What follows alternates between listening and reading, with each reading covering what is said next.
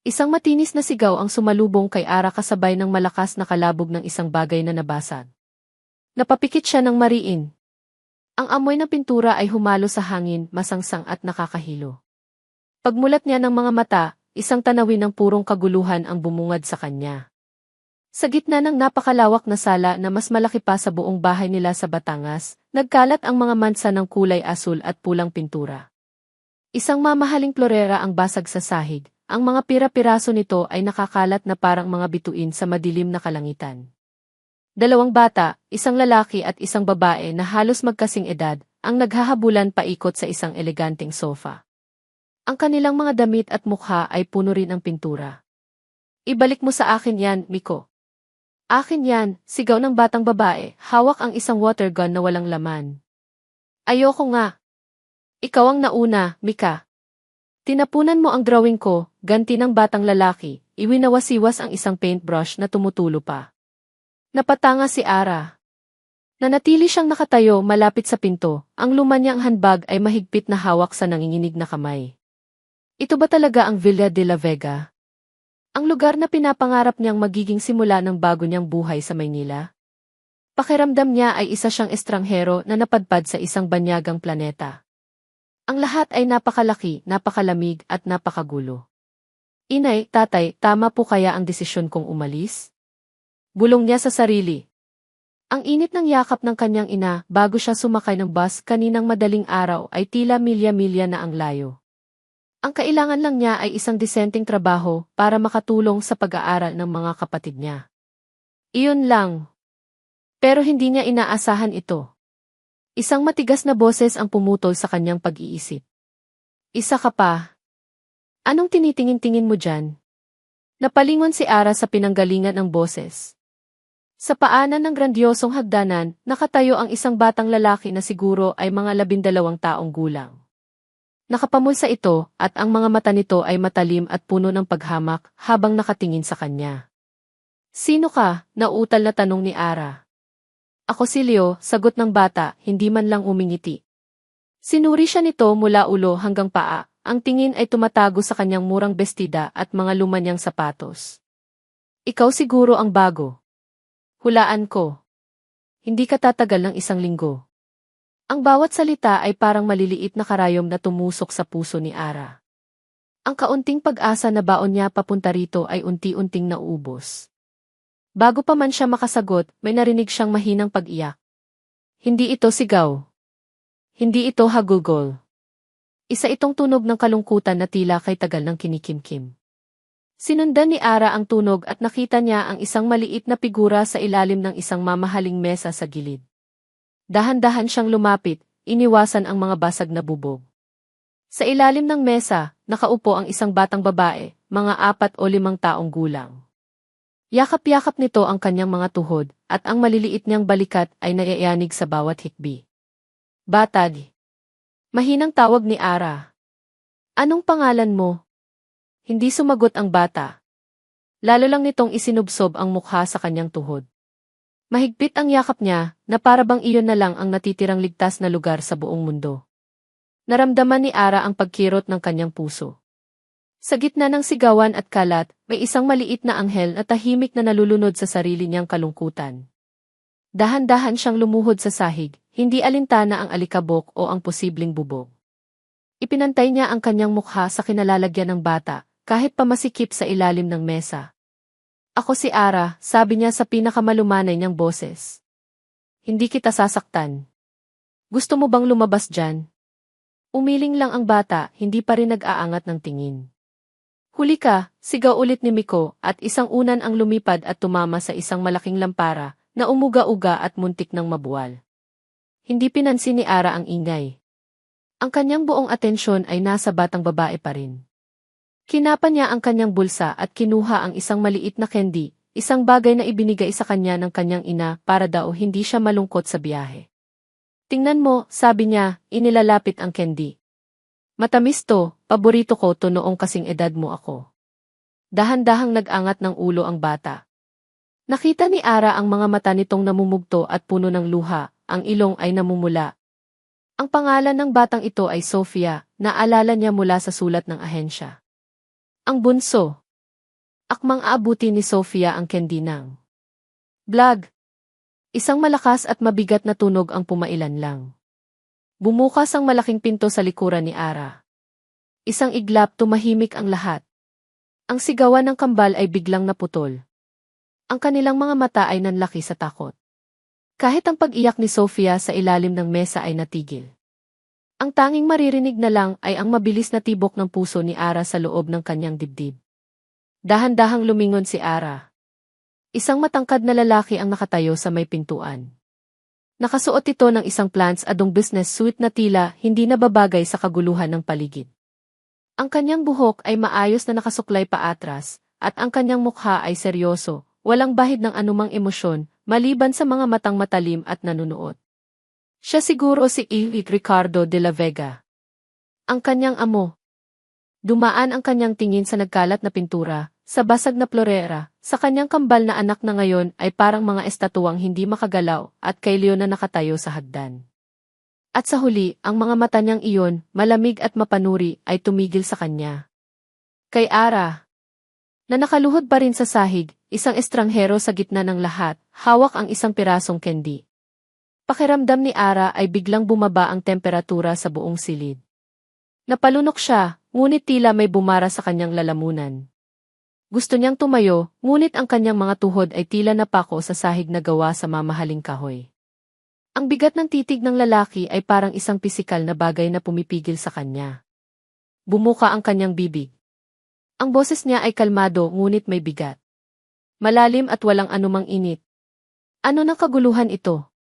Ang tanong ay binitiwan sa hangin, hindi para humingi ng sagot, kundi para magbigay ng hatol.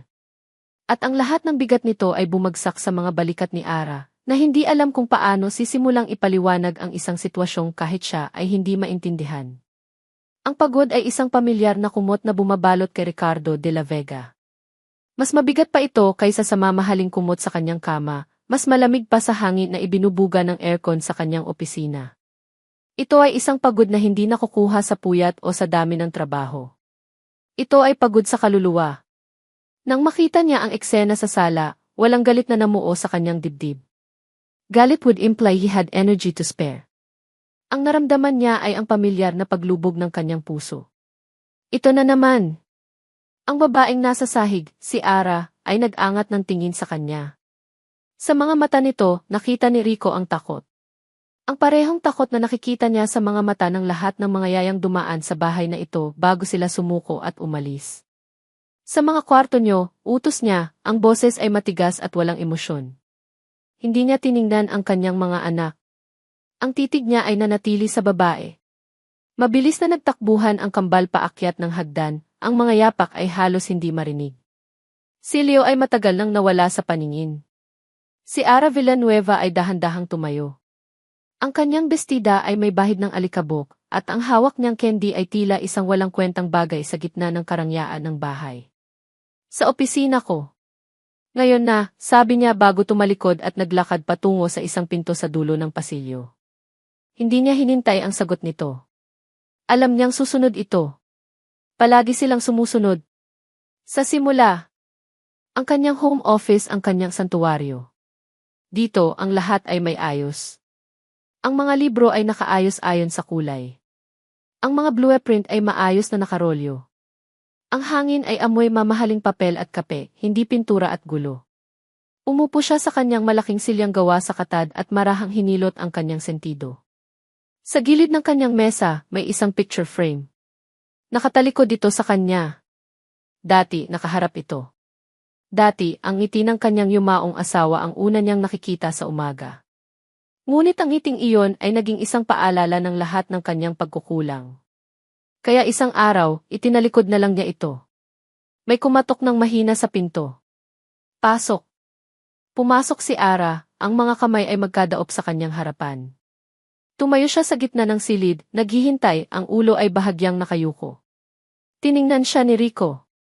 Mukha siyang mas bata at mas payat kaysa sa litratong ipinadala ng ahensya. Mukha siyang isang ibon na napadpad sa kulungan ng mga leon. May mga patakaran sa bahay na ito, Miss Villanueva, simula niya, ang boses ay formal at malamig. Una, ang schedule ng mga bata ay nasa ref pagkain, oras ng pag-aaral, oras ng paglalaro. Sundin mo iyon. Opo, sir, mahinang sagot nito. Pangalawa, bawal ang personal na tawag sa oras ng trabaho, maliban kung emergency. May landline para sa mga bata. Ang cellphone mo ay para sa'yo lang. Opo, sir. Pangatlo, anumang problema, gaano man kaliit, isang galos, isang pag-iyak, isang away, i-report mo sa akin. Mag-text ka. Huwag kang gagawa ng sarili mong desisyon. Opo, sir. Ang bawat opo, sir nito ay parang isang buntong hininga. Walang buhay. Walang kumpiyansa. Pinatitibay lang nito ang kanyang hinala. Hindi ito magtatagal. At pang-apat, pagpapatuloy niya, ayusin mo ang gulo sa labas. Gusto kong makita na kumikinang ang sahig na iyon bago ako matulog. Nakita niya itong napalunok. Ngunit tumango lang ito. Masusunod po, sir. Maaari ka nang umalis. Tumalikod ito at lumabas ng opisina, isinara ang pinto ng walang ingay. Napabuntong hininga si Rico. Isa na namang kabiguan. Kailangan na niyang tawagan ulit ang ahensya bukas para maghanap ng kapalit. Makalipas ang isang oras, habang pilit niyang tinatapos ang isang proposal, hindi siya mapakali. Ang imahe ng gulo sa sala ay bumabagabag sa kanya.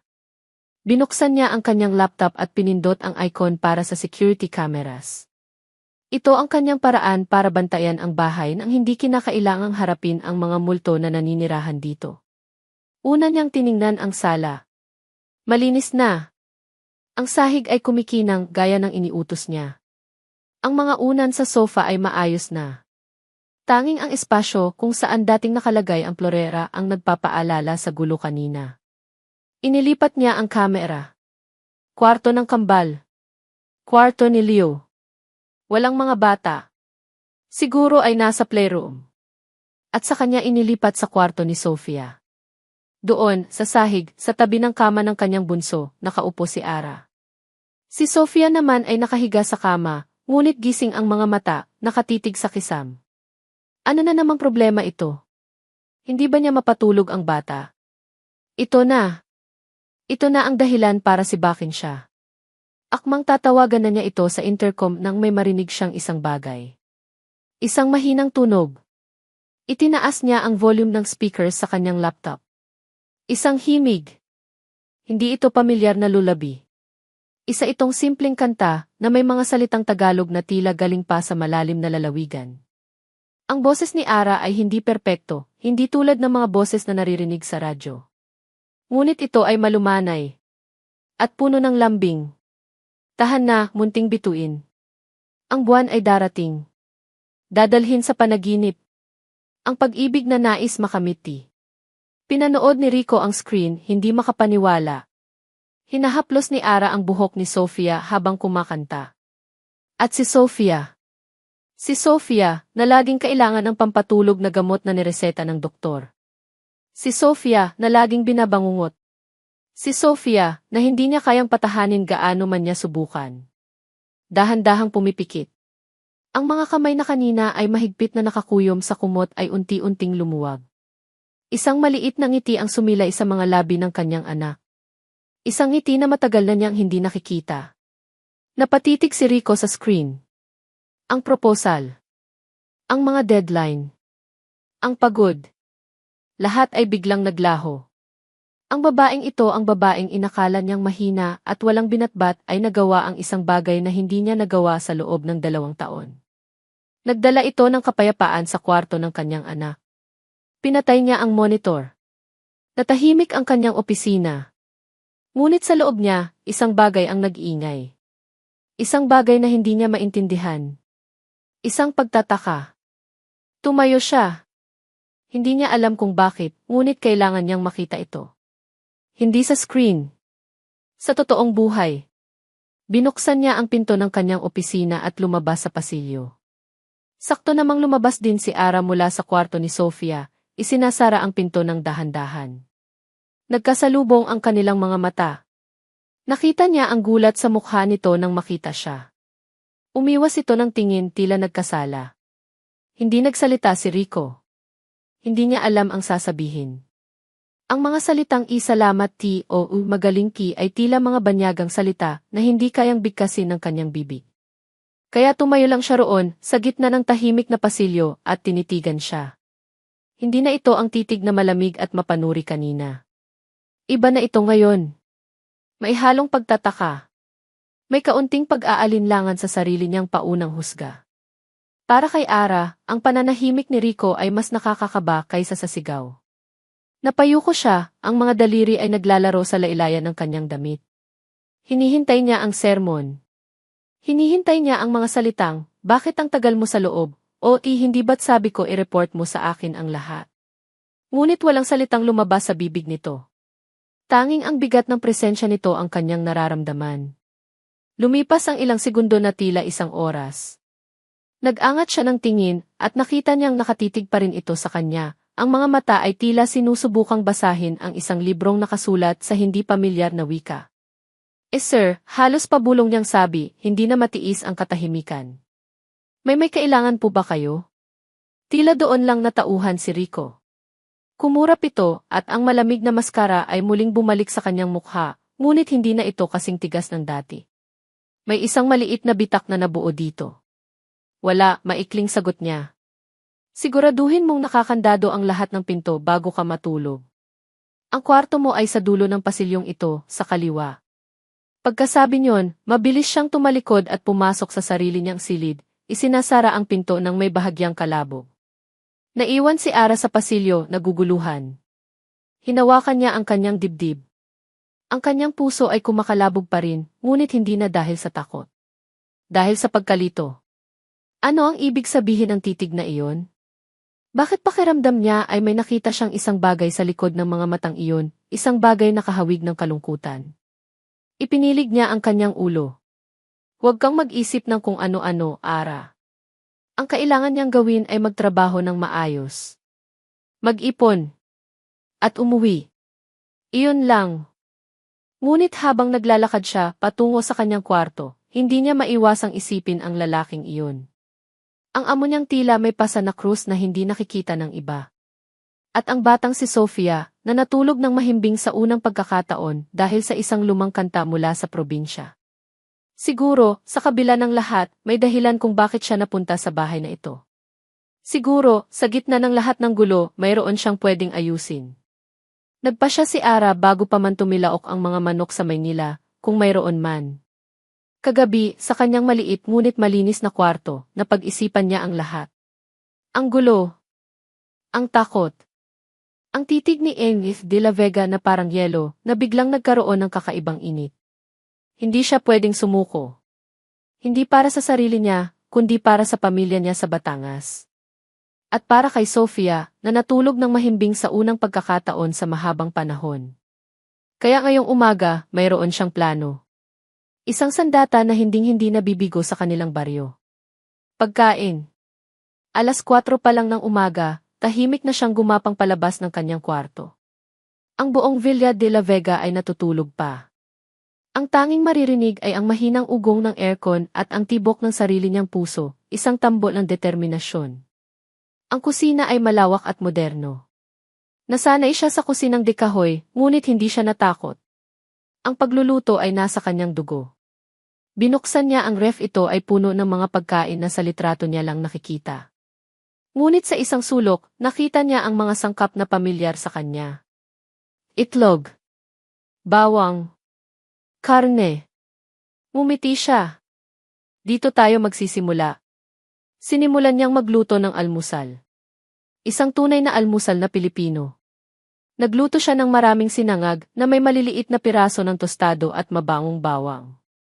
Nagprito siya ng tapa na pinalambot niya kagabi at ng mga itlog na pula na may kasamang hiniwang kamatis. Nagtimpla rin siya ng mainit na tsokolate para sa mga bata. Habang nagluluto, ang bawat tunog ng sandok sa kawali ay isang panalangin. Sana magustuhan ninyo. Sana, kahit sa pagkain lang, maramdaman ninyo na hindi ako kalaban. Nang malapit ng mag-alas 6, inihain na niya ang lahat sa mahabang mesa. Ang amoy ng almusal ay unti-unting gumising sa buong bahay. Maya-maya pa, narinig na niya ang mga yabag. Unang bumaba ang kambal, si Miko at Mika. Nagkukulitan pa sila, Ngunit biglang natigilan nang makita ang nakahain sa mesa. Wow, sabi ni Mika, ang mga mata ay nanlaki. Si Miko naman ay sumimangot. Yuck! Amoy bawang. Hindi sila pinansin ni Ara. Ngumiti lang siya. Kain na kayo. Baka malate kayo sa school. Umupo ang dalawa, ngunit may kakaiba sa kanilang mga kilos. Nagtitinginan sila at may ibinubulong sa isa't isa. Hinayaan lang sila ni Ara habang nagtitimpla siya ng kape para kay M. de la Vega. Yaya, tawag ni Miko. Wala kaming kutsara tinidor. Napatingin si Ara. Nga. Inilibot niya ang paningin sa kusina. Naalala niyang inilagay niya iyon sa isang drawer. Ngunit pagbukas niya, wala roon. Nasaan na kaya iyon, tanong niya sa sarili. Narinig niya ang mahinang hagikik ni Mika. Naintindihan na niya. Tinataguan siya. Huminga siya ng malalim. Huwag kang magagalit, Ara. Okay lang, sabi niya nang nakangiti. Mas masarap kumain ng sinangag gamit ang kamay. Itinuro niya kung paano at kahit nag-aalangan, ginaya siya ni Mika. Ngunit si Miko ay nakasimangot pa rin. Pagkatapos niyang magtimpla ng kape, inilapag niya ito sa pwesto ng kanilang ama. Bumalik siya sa kusina para kumuha ng tubig nang bigla siyang tawagin ni Miko. Yaya Ara, parang kulang sa asukal ang kape ni Papa. Lagyan mo pa. Tumango si Ara at kumuha ng asukal. Ngunit pagbalik niya, hindi niya napansin ang mabilis na pagkilos ni Miko. May ibinuhos ito sa tasa ng kape mula sa isang maliit na lalagyan. Ilang sandali pa, bumaba na si Leo. Tiningnan lang niya ang mesa, pagkatapos ay umiling. Kumuha siya ng isang mansanas at umupo sa pinakadulo ng mesa, malayo sa lahat. Naramdaman ni Ara ang paninikip ng kanyang dibdib. Para siyang natalo sa isang laban na hindi pa man nagsisimula. Ang lahat ng pagod at pag-asa niya kaninang madaling araw ay tila naglaho. Gusto niyang umiyak. Sakto namang bumaba si Ingrid de la Vega, bihis na para sa opisina. Ang presensya niya ay agad na nagpatahimik sa mesa. Good morning, Papa, bati ng kambal, ang mga boses ay tila napaka-inosente. Tumango lang ito. Umupo siya at kinuha ang tasa ng kape. Napigil ni Ara ang kanyang hininga. Alam niyang may mali. Akmang iinumin na ni Ingrid de la Vega ang kape nang magsalita si Ara. Sir, sandali po. Tumingin ito sa kanya, ang isang kilay ay bahagyang nakataas. Ngumiti si Ara, kahit ang puso niya ay kumakabog. Miko, tawag niya sa bata. Sabi mo kanina, baka kulang sa tamis ang kape ni Papa. Pwede bang tikman mo para sa kanya? Para siguradong tama ang timpla. Namutla si Miko. Napatingin siya kay Mika, na biglang naging abala sa kanyang pagkain. Hindi na po kailangan, Yaya, sabi ni Miko. Okay na po yan siguro. Hindi. Mas maganda kung sigurado tayo, mahinahong giit ni Ara. Ang kanyang mga mata ay hindi bumibitiw sa bata. Halika, tikman mo. Isang higop lang. Pawis na si Miko. Tumingin siya sa kanyang ama, na ngayon ay nakatingin na rin sa kanya, naghihintay. Sa huli, umiling si Miko. Ayoko po. Baka mapaso ako. Ngumiti si Ara. Ah, ganoon ba? Kinuha niya ang tasa ng kape, dinala sa lababo, at tahimik na ibinuhos ang laman nito. Narinig niya ang malalim na buntong hininga mula kay M. de la Vega. Walang nagsalita. Kumuha si Ara ng bagong tasa at nagtimpla ulit. Inilapag niya ito sa harap ng kanyang amo. Tahimik na pinanood ni Rico ang lahat. Nakita niya ang panunukso ng kanyang mga anak at ang kalmadong pagharap dito ng babae. Hindi ito nagalit. Hindi ito sumigaw. Ginawa niya lang ang isang bagay na mas matalino. Kinuha niya ang bagong tasa ng kape at humigop. Tamang-tama ang timpla. Pagkatapos, kumuha siya ng sinangag at tapa. Sumubo siya. Nagulat siya. Ang lasa ay pamilyar.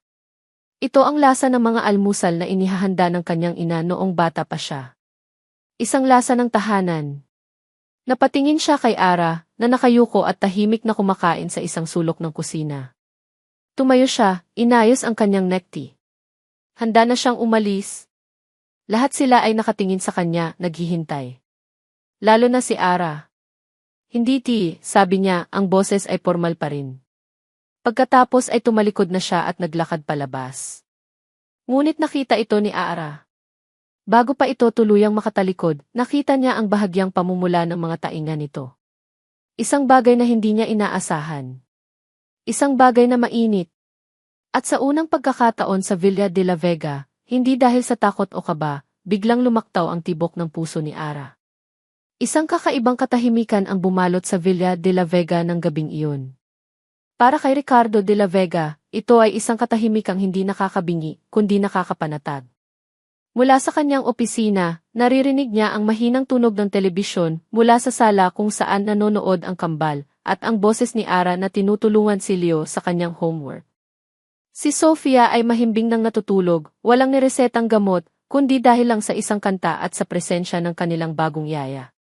Napabuntong hininga si Rico. Inalis niya ang kanyang salamin at hinilot ang pagitan ng kanyang mga mata.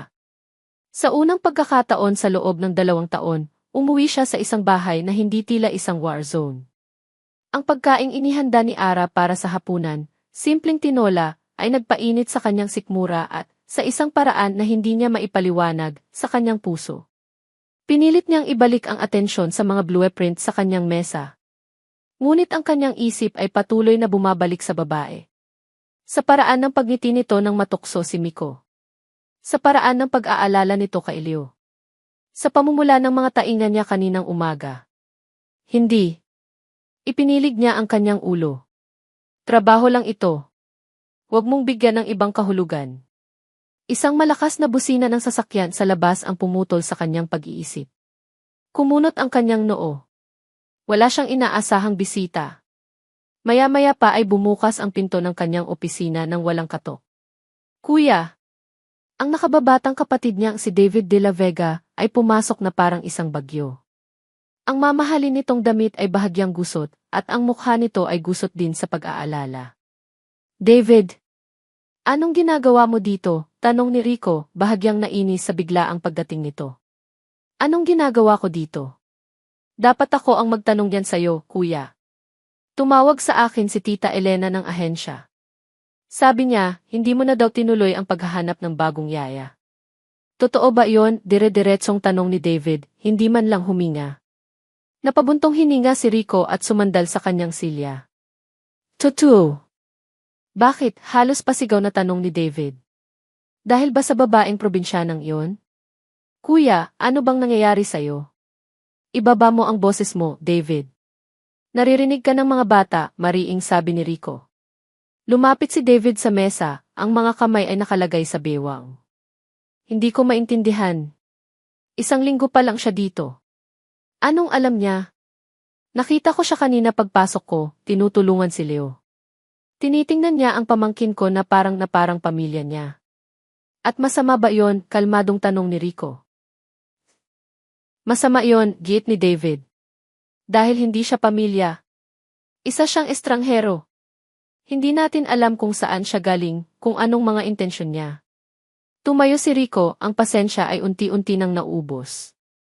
Ang intensyon niya ay gawin ang trabaho niya. At sa ngayon, ginagawa niya iyon ng maayos. Mas maayos kaysa sa 5 pang nauna sa kanya. Dahil bago pa lang siya.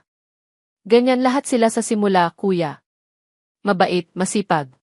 Pero pagkatapos, ano?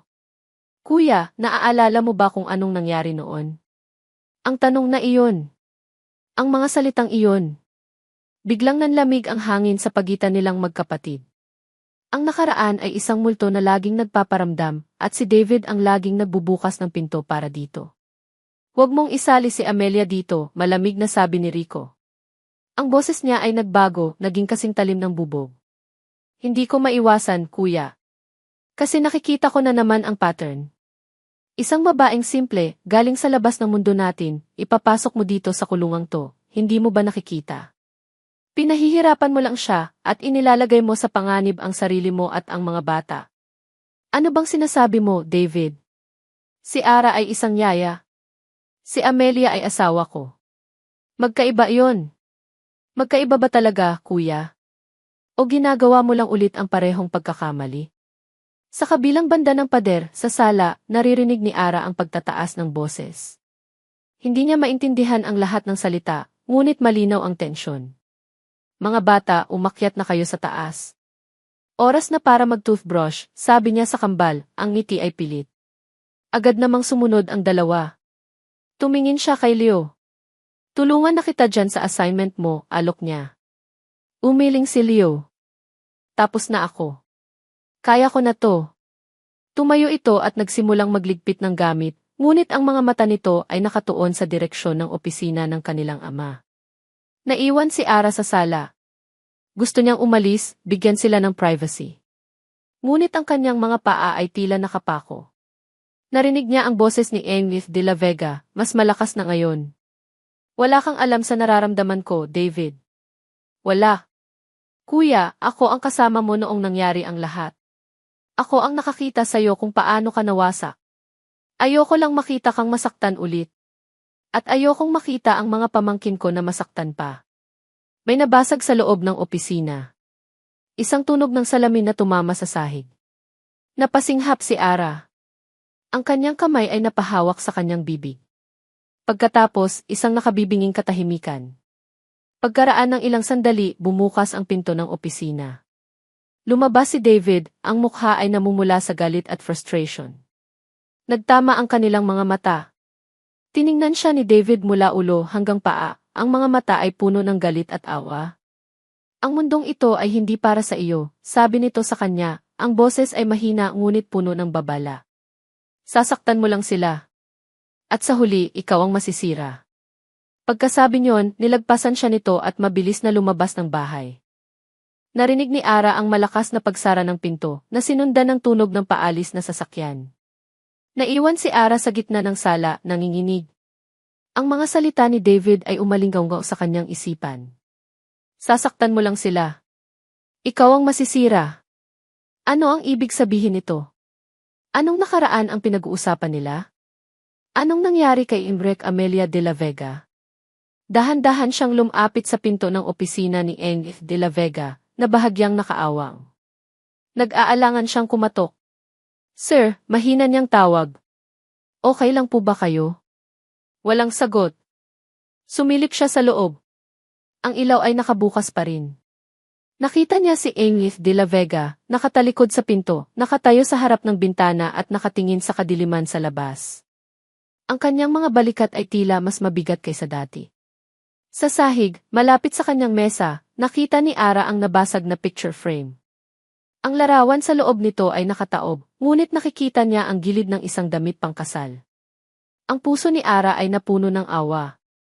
Ang lalaking ito, na laging matigas at malamig sa labas, ay tila isang gusaling unti-unting gumuho mula sa loob. Hindi niya alam ang gagawin. Ang isang bahagi niya ay nagsasabing umalis na lang, huwag makialam. Ngunit ang isa pang bahagi, ang bahaging nagpatulog kay Sofia at nagpakalma sa gulo kaninang umaga, ay hindi siya mapakali. Dahan-dahan siyang pumasok sa opisina. Kinuha niya ang dustpan at walis na nakatago sa isang sulok. Tahimik niyang pinulot ang bawat piraso ng basag na salamin, bawat bubog ng kalungkutan. Hindi lumingon si Rico. Alam niyang nandoon siya. Naamoy niya ang banayad na amoy ng sabon mula dito. Narinig niya ang bawat maingat na pagwawalis. Ang bawat kilos nito ay isang tahimik na tanong, anong nangyari? Isang tanong na hinding-hindi niya kayang sagutin. Nang matapos si Ara, maingat niyang kinuha ang larawan. Sandali niya itong tiningnan. Isang magandang babae na may maningning na ngiti, nakasuot ng puting bestida. Si Imrek Amelia de la Vega. Inilapag niya ang larawan sa mesa, nakaharap ulit kay Rico. Sir, sabi niya, ang boses ay halos pabulong. Hindi po ako aalis. Doon lang lumingon si Rico. Ang kanyang mga mata ay bahagyang namumula at may isang pait na hindi pa nakikita ni Ara dati. Dapat lang, sagot nito, ang boses ay magaspang. Dahil kung aalis ka, sino pa ang maglilinis ng mga kalat ko? Ang mga salita ay masakit, nilayon para itulak siya palayo. Ngunit sa likod ng sakit, narinig ni Ara ang isang bagay pa, isang pakiusap. Isang tahimik na pagsuko. Hindi siya sumagot. Tumango lang siya, tumalikod, at tahimik na lumabas ng opisina, dala ang mga basag na piraso ng nakaraan ng kanyang amo. Ngunit ang babala ni David ay nanatili sa kanya, isang malamig na anino na bumabalot sa init na unti-unti niyang nararamdaman sa bahay na iyon. Lumipas ang mga araw sa Villa de la Vega na may bagong ritmo. Ang almusal ay hindi na isang larangan ang digmaan, kundi isang maingay ngunit masayang pagtitipon. Si Miko at Mika, bagamat mayroon pa ring paminsan-minsang kapilyuhan, ay mas madali ng kausap. Si Sofia naman ay naging anino na ni Ara, laging nakabuntot saan man siya magpunta, hawak ang lailayan ng kanyang bestida. Ngunit si Leo ay nanatiling isang islang mahirap marating. Hindi na siya kasing sungit ng dati. Kumakain na siya sa mesa kasama ang lahat. Ngunit ang kanyang mga salita ay laging matipid, at ang mga mata niya ay laging may pader na nakaharang. Napansin ni Ara na tuwing hapon, pagkatapos ng klase, may isang oras na nawawala si Leo. Hindi ito naglalaro. Hindi ito nanonood ng Z, basta na lang itong naglalaho. Isang hapon, habang nagdidilig si Ara ng mga halaman sa hardin, nakita niyang dumaan si Leo. Hindi siya nito pinansin gaya ng dati. Ngunit sa halip na pumasok sa loob ng bahay, nagtuloy-tuloy ito sa likurang bahagi ng malawak na hardin. Isang lugar na hindi pa napupuntahan ni Ara. Dahil sa kuryosidad na mas malakas kaysa sa pag-aalinlangan, sinundan niya ito. Dahan-dahan. Maingat! Ang pangunahing hardin ay perpekto. Ang mga damo ay bagong gupit. Ang mga bulaklak ay namumukadkad sa iba't ibang kulay. Ngunit habang papalayo siya sa bahay, ang hardin ay nagiging mas magubat. Nakita niya si Leo na nawala sa likod ng makakapal na baging na gumagapang sa isang lumang pader na bato. Huminto si Ara. Ano kaya ang mayroon doon? Pagkaraan ng ilang sandali, hinawi niya ang mga baging at sumilip. Ang kanyang puso ay tila pinisil. Sa isang maliit at nakatagong sulok ng hardin, may isang kapirasong lupa na tila kinalimutan na ng panahon. Ang lupa ay tuyo at panot. May ilang mga halaman na naninilaw at nalalanta. At sa gitna nito, may ilang mga puno ng rosas na halos wala ng dahon, ang mga sanga ay parang mga kalansay na nakaunat sa langit. Doon, sa gitna ng kapirasong kalungkutang iyon, nakaluhod si Leo. Hawak niya ang isang maliit na pandilig, at buong ingat niyang binubuhusan ng tubig ang paanan ng isa sa mga namamatay na rosas. Huwag kang mamatay, narinig ni Ara na bulong ni Leo sa halaman. Ang boses nito ay basag at puno ng pakiusap. Please, huwag kang mamatay. Magagalit si Mama. Napatakip si Ara sa kanyang bibig para pigilan ang isang hikbi. Ngayon, naintindihan na niya ang lahat. Ito ang sikreto ni Leo. Ito ang kanyang santuwaryo. Siguro, ito ang hardin na itinanim ng kanyang ina. At ngayon, kasabay ng paglanta ng mga bulaklak, pakiramdam ni Leo ay nilalanta rin niya ang alaala ng kanyang ina. Dahan-dahang umatras si Ara, iniingatan na huwag makagawa ng anumang ingay. Ang nakita niya ay isang sagradong sandali, isang bagay na hindi dapat guluhin. Nang gabing iyon, hindi mapakali si Ara. Ang imahe ni Leo na nakaluhod at nakikiusap sa isang bulaklak ay hindi maalis sa kanyang isipan. Hindi niya pwedeng sabihin kay Enith de la Vega. Lalo lang itong magiging isang utos, isang responsibilidad. Kailangan itong magmula sa puso. Kinuha niya ang kanyang cellphone at nagsimulang mag-research. Paano buhayin ang nalalantang rosas? Pinakamagandang abono. Lupa para sa rosas. Kinabukasan, habang namamalengke siya para sa mga lulutuin, palihim siyang dumaan sa isang tindahan ng mga gamit sa paghahardin. Ginamit niya ang kaunti sa sarili niyang ipon para bumili ng isang sakong magandang lupa, pataba, at isang maliit na pala at kalaykay. Itinago niya ito sa likod ng bahay kung saan walang nakakakita. Nang oras ng siesta at ang lahat ay nasa loob ng bahay, nagsimula siyang magtrabaho. Sinimulan niya sa isang sulok, malayo sa paboritong rosas ni Leo. Maingat niyang hinukay ang tuyong lupa sa paligid ng isang halaman. Inalis niya ang mga damo. Inihalo niya ang bagong lupa at pataba. Dahan-dahan. Buong ingat. Ang pawis ay tumutulo sa kanyang noo, ngunit hindi niya ito inalintana. Para itong isang lihim na misyon. Isang alay. Ginawa niya ito araw-araw, sa loob ng isang linggo. Isang halaman bawat araw. Unti-unti, ang maliit na sulok ng hardin ay nagsimulang magbago. Isang hapon, habang abala siya sa paghahalo ng lupa, narinig niya ang isang tunog sa kanyang likuran. Napahinto siya, ang puso niya ay biglang kumabog ng malakas. Dahan-dahan siyang lumingon. Nakatayo doon si Leo. Hindi niya alam kung gaano na ito katagal na nanonood. Ang mga kamay nito ay nakakuyom sa magkabilang gilid. Ang mukha nito ay hindi mabasa. Nagkatitigan sila. Hinihintay ni Ara ang sigaw. Ang galit. Ang mga salitang, bakit ka nangingialam? Ngunit walang salitang lumabas. Tumingin si Leo sa ginagawa ni Ara. Tumingin ito sa mga halamang nalagyan na ng bagong lupa. Tumingin ito sa mga bagong usbong na dahon na nagsisimula ng lumabas. Pagkatapos, tumingin itong muli kay Ara. Ang matalim na tingin na laging ipinupukol ito sa kanya ay nawala. Napalitan ito ng isang bagay na hindi maintindihan ni Ara. Pagkalito. Pagtataka. Hindi pa rin ito nagsalita. Bigla na lang itong tumalikod at mabilis na naglakad palayo, pabalik sa malaking bahay. Iniwan si Ara na nakaluhod pa rin sa lupa, ang puso ay kumakalabo. Nang gabing iyon, pagkatapos niyang siguraduhin na ang lahat ng bata ay mahimbing nang natutulog, pumasok si Ara sa kanyang kwarto. Napabuntong hininga siya. Nasira niya kaya ang tiwala ni Leo? Nagalit kaya ito kahit hindi nagsalita? Pagod siyang humiga sa kama. Akmang ipipikit na niya ang kanyang mga mata nang may maalala siya. Naiwan niya ang kanyang tsinela sa labas ng pinto. Dahan-dahan siyang bumangon at binuksan ang pinto. Sa sahig, sa mismong tapat ng kanyang pintuan, may isang bagay. Isang maliit na buko ng rosas. Ang mga talulot nito ay mahigpit pang nakasara, ngunit nangangako ng paparating na pamumukadkad. Kulay pula. Galing sa paboritong halaman ni Leo. Dinampot ito ni Ara, ang kanyang mga daliri ay nanginginig. Inamoy niya ito. Mayroon itong banayad na amoy ng pag-asa. Napatingin siya sa madilim at tahimik na pasilyo. Walang tao. Ngunit alam niya kung kanino ito galing. Isang butil ng luha ang pumatak mula sa kanyang mata at tumama sa malambot na talulot ng rosas. Hindi ito luha ng kalungkutan. Ito ay luha ng isang tahimik na tagumpay. Umuulan. Hindi lang isang ambon. Isang malakas at walang tigil na buhos ng ulan na tila gustong lunurin ang buong Maynila. Mula sa bintana ng kanyang opisina sa ika-30 palapag, pinanood ni Ricardo de la Vega ang pagdilim ng kalangitan. Ang mga kulog ay dumadagundong sa malayo, parang mga higanting nag-aaway. Karaniwan, hindi niya ito papansinin. Ang panahon sa labas ay walang epekto sa kontroladong temperatura sa loob ng kanyang mundo.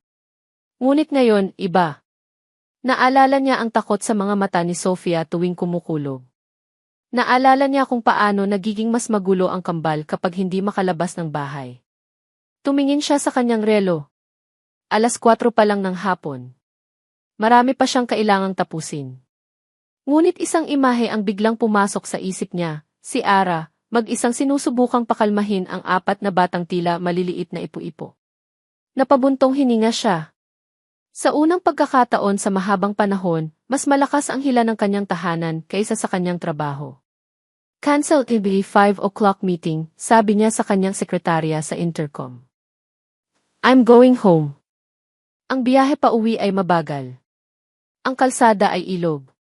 Ang bawat patak ng ulan sa windshield ay parang isang paalala ng kaguluhang naghihintay sa kanya.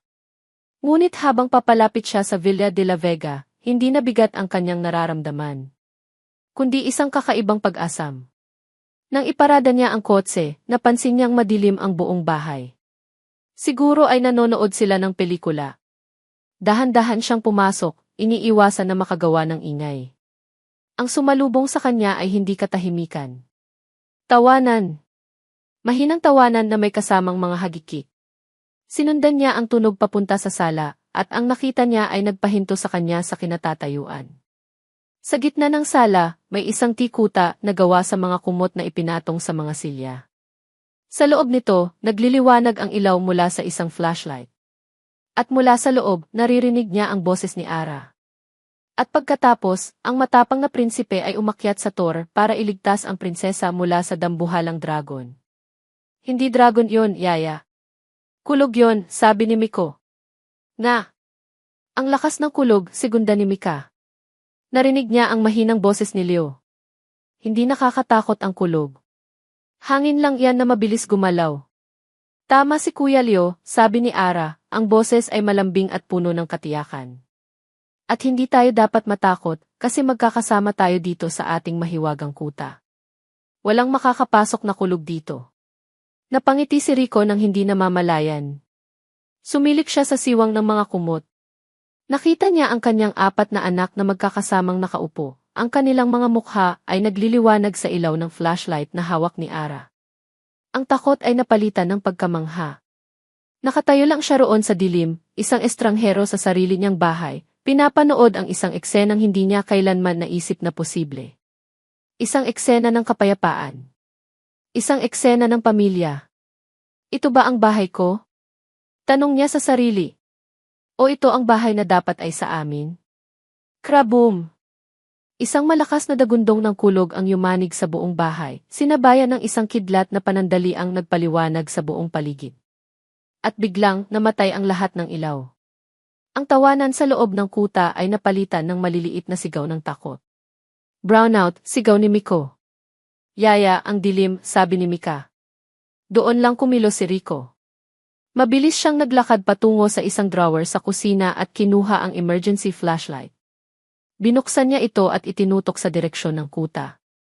Okay lang ako, narinig niyang sabi ni Ara sa mga bata, kahit halatang nanginginig ang boses nito. Nandito lang ako. Okay lang ang lahat. Kids, it's okay. It's just the power outage, sabi ni Rico, ang boses ay kalmado. Papa, sabay-sabay na sabi ng kambal. Inangat ni Rico ang kumot. Itinutok niya ang ilaw sa loob. Ang mga bata ay nakayakap kay Ara. At si Ara. Namumutla si Ara. Ang kanyang mga mata ay malaki sa dilim. Ang kanyang mga labi ay nanginginig. Ang babaeng buong tapang na hinaharap ang kanyang mga anak ay halatang takot na takot pala sa dilim at sa kulog. Ang isang bahagi ni Rico na matagal nang natutulog ay biglang nagising. Ang instinct na mag-alaga. Ang instinct na magprotekta. Ako na ang bahala sa kanila, sabi niya kay Ara. Pumasok siya sa loob ng masikip na kuta at niyakap ang kanyang mga anak. Sino ang gustong kumanta? Habang inaaliw niya ang mga bata, ang kanyang mga mata ay hindi maalis kay Ara. Nakaupo lang ito sa isang sulok, nakayakap sa kanyang mga tuhod. Okay ka lang, tanong niya dito, ang boses ay mas mahina na ngayon. Tumango lang si Ara, ngunit hindi ito nakatingin sa kanya. Inabot ni Rico ang kamay nito. Malamig. Nanginginig. Hinawakan niya ito ng mas mahigpit. Huwag kang matakot. Nandito ako. Ang mga salitang iyon ay lumabas sa kanyang bibig nang hindi niya pinag-isipan. Ngunit sa sandaling nasabi niya ito, alam niyang totoo. Nag-angat ng tingin si Ara. Sa liwanag ng flashlight na nakapatong sa sahig, ang kanilang mga mukha lang ang nailawan. Tila nawala ang mga bata. Tila nawala ang ulan sa labas. Tila sila na lang dalawa ang tao sa mundo. Salamat, sir, bulong nito. Ang gisirg ay tila isang pader sa pagitan nila. Isang pader na gusto niyang gibain. Hindi niya binitawan ang kamay nito. Ang init ng kanyang palad ay unti-unting lumilipat sa kamay nito. Naramdaman niyang huminahon ang panginginig nito. Ang kanyang tingin ay bumaba sa mga labi nito. Bahagyang nakaawang. Tila nag-aanyaya. Hindi niya alam kung ano ang pumasok sa kanyang isipan. Siguro ay dahil sa dilim. Siguro ay dahil sa ulan. O siguro ay dahil sa babaeng nasa harap niya, na sa loob ng ilang linggo ay dahan-dahang sinisira ang lahat ng pader na itinayo niya sa paligid ng kanyang puso. Dahan-dahan niyang inilapit ang kanyang mukha. Nakita niya ang paglaki ng mga mata nito, isang pinaghalong gulat at pagtatanong. Hindi ito umiwas. Hindi ito gumalaw. At sa ilalim ng kumot, sa liwanag ng isang flashlight, sa gitna ng isang malakas na bagyo, hinalikan niya ito. Isang halik na nagsimula sa pag-aalinlangan, ngunit naging isang katiyakan. Malambot. Mainit. Isang halik na lasang ulan at pag-asa. Sa isang iglap, naramdaman niya ang marahang pagtugon nito. At sa sandaling iyon, alam ni Rico na ang kanyang buhay ay hindi na kailanman magiging katulad ng dati. Click! Biglang bumalik ang kuryente. Ang maliwanag na ilaw ng chandelier sa sala ay bumuhos sa kanila, sinisira ang mahika ng sandali. Mabilis silang naghiwalay na parang napaso. Nagkatinginan sila, ang mga mata ay parehong nanlalaki sa gulat. Ang awkward na katahimikan ay mas malakas pa kaysa sa kulog kanina. Si Ara ay namumula, habang si Rico ay hindi alam kung saan ilalagay ang kanyang mga mata. Yehey! May ilaw na, sigaw ni Miko, na tila walang kamalay-malay sa nangyari sa pagitan ng dalawang matanda. Ngunit si Rico at Ara ay nanatiling hindi gumagalaw, nakakulong sa biglaang liwanag, ang bawat isa ay nag-iisip ng parehong tanong, ano ang sunod na mangyayari? Ang umaga pagkatapos ng halik ay puno ng mga salitang hindi masabi. Nagising si Ara na ang puso ay kumakabog na parang isang kabayong tumatakbo. Ang alaala ng halik, ang init ng labi ni N. de la Vega, ang bigat ng kanyang kamay sa kamay niya, ay nakatatak sa kanyang isipan. Sa kusina, ang hangin ay makapal sa tensyon. Inihanda niya ang almusal gaya ng dati, ngunit ang bawat kilos niya ay tila mas mabagal, mas maingat. Nang bumaba si N. de la Vega, hindi ito tumingin sa kanya. Dumiretso ito sa mesa at kinuha ang dyaryo, ginawa itong isang pader sa pagitan nila. Good morning, sir, mahinang bati ni Ara. Morning, sagot nito, ang boses ay bahagyang magaspang, hindi inaalis ang tingin sa binabasa. Naramdaman ni Ara ang pag-init ng kanyang mga pisngi. Ang giserd ay tila mali sa kanyang pandinig ngayon. Ngunit ano pa ba ang dapat niyang itawag dito? Rico. Ang pangalan ay tila isang ipinagbabawal na prutas sa kanyang mga labi. Ang buong umaga ay parang isang sayaw na walang tugtog.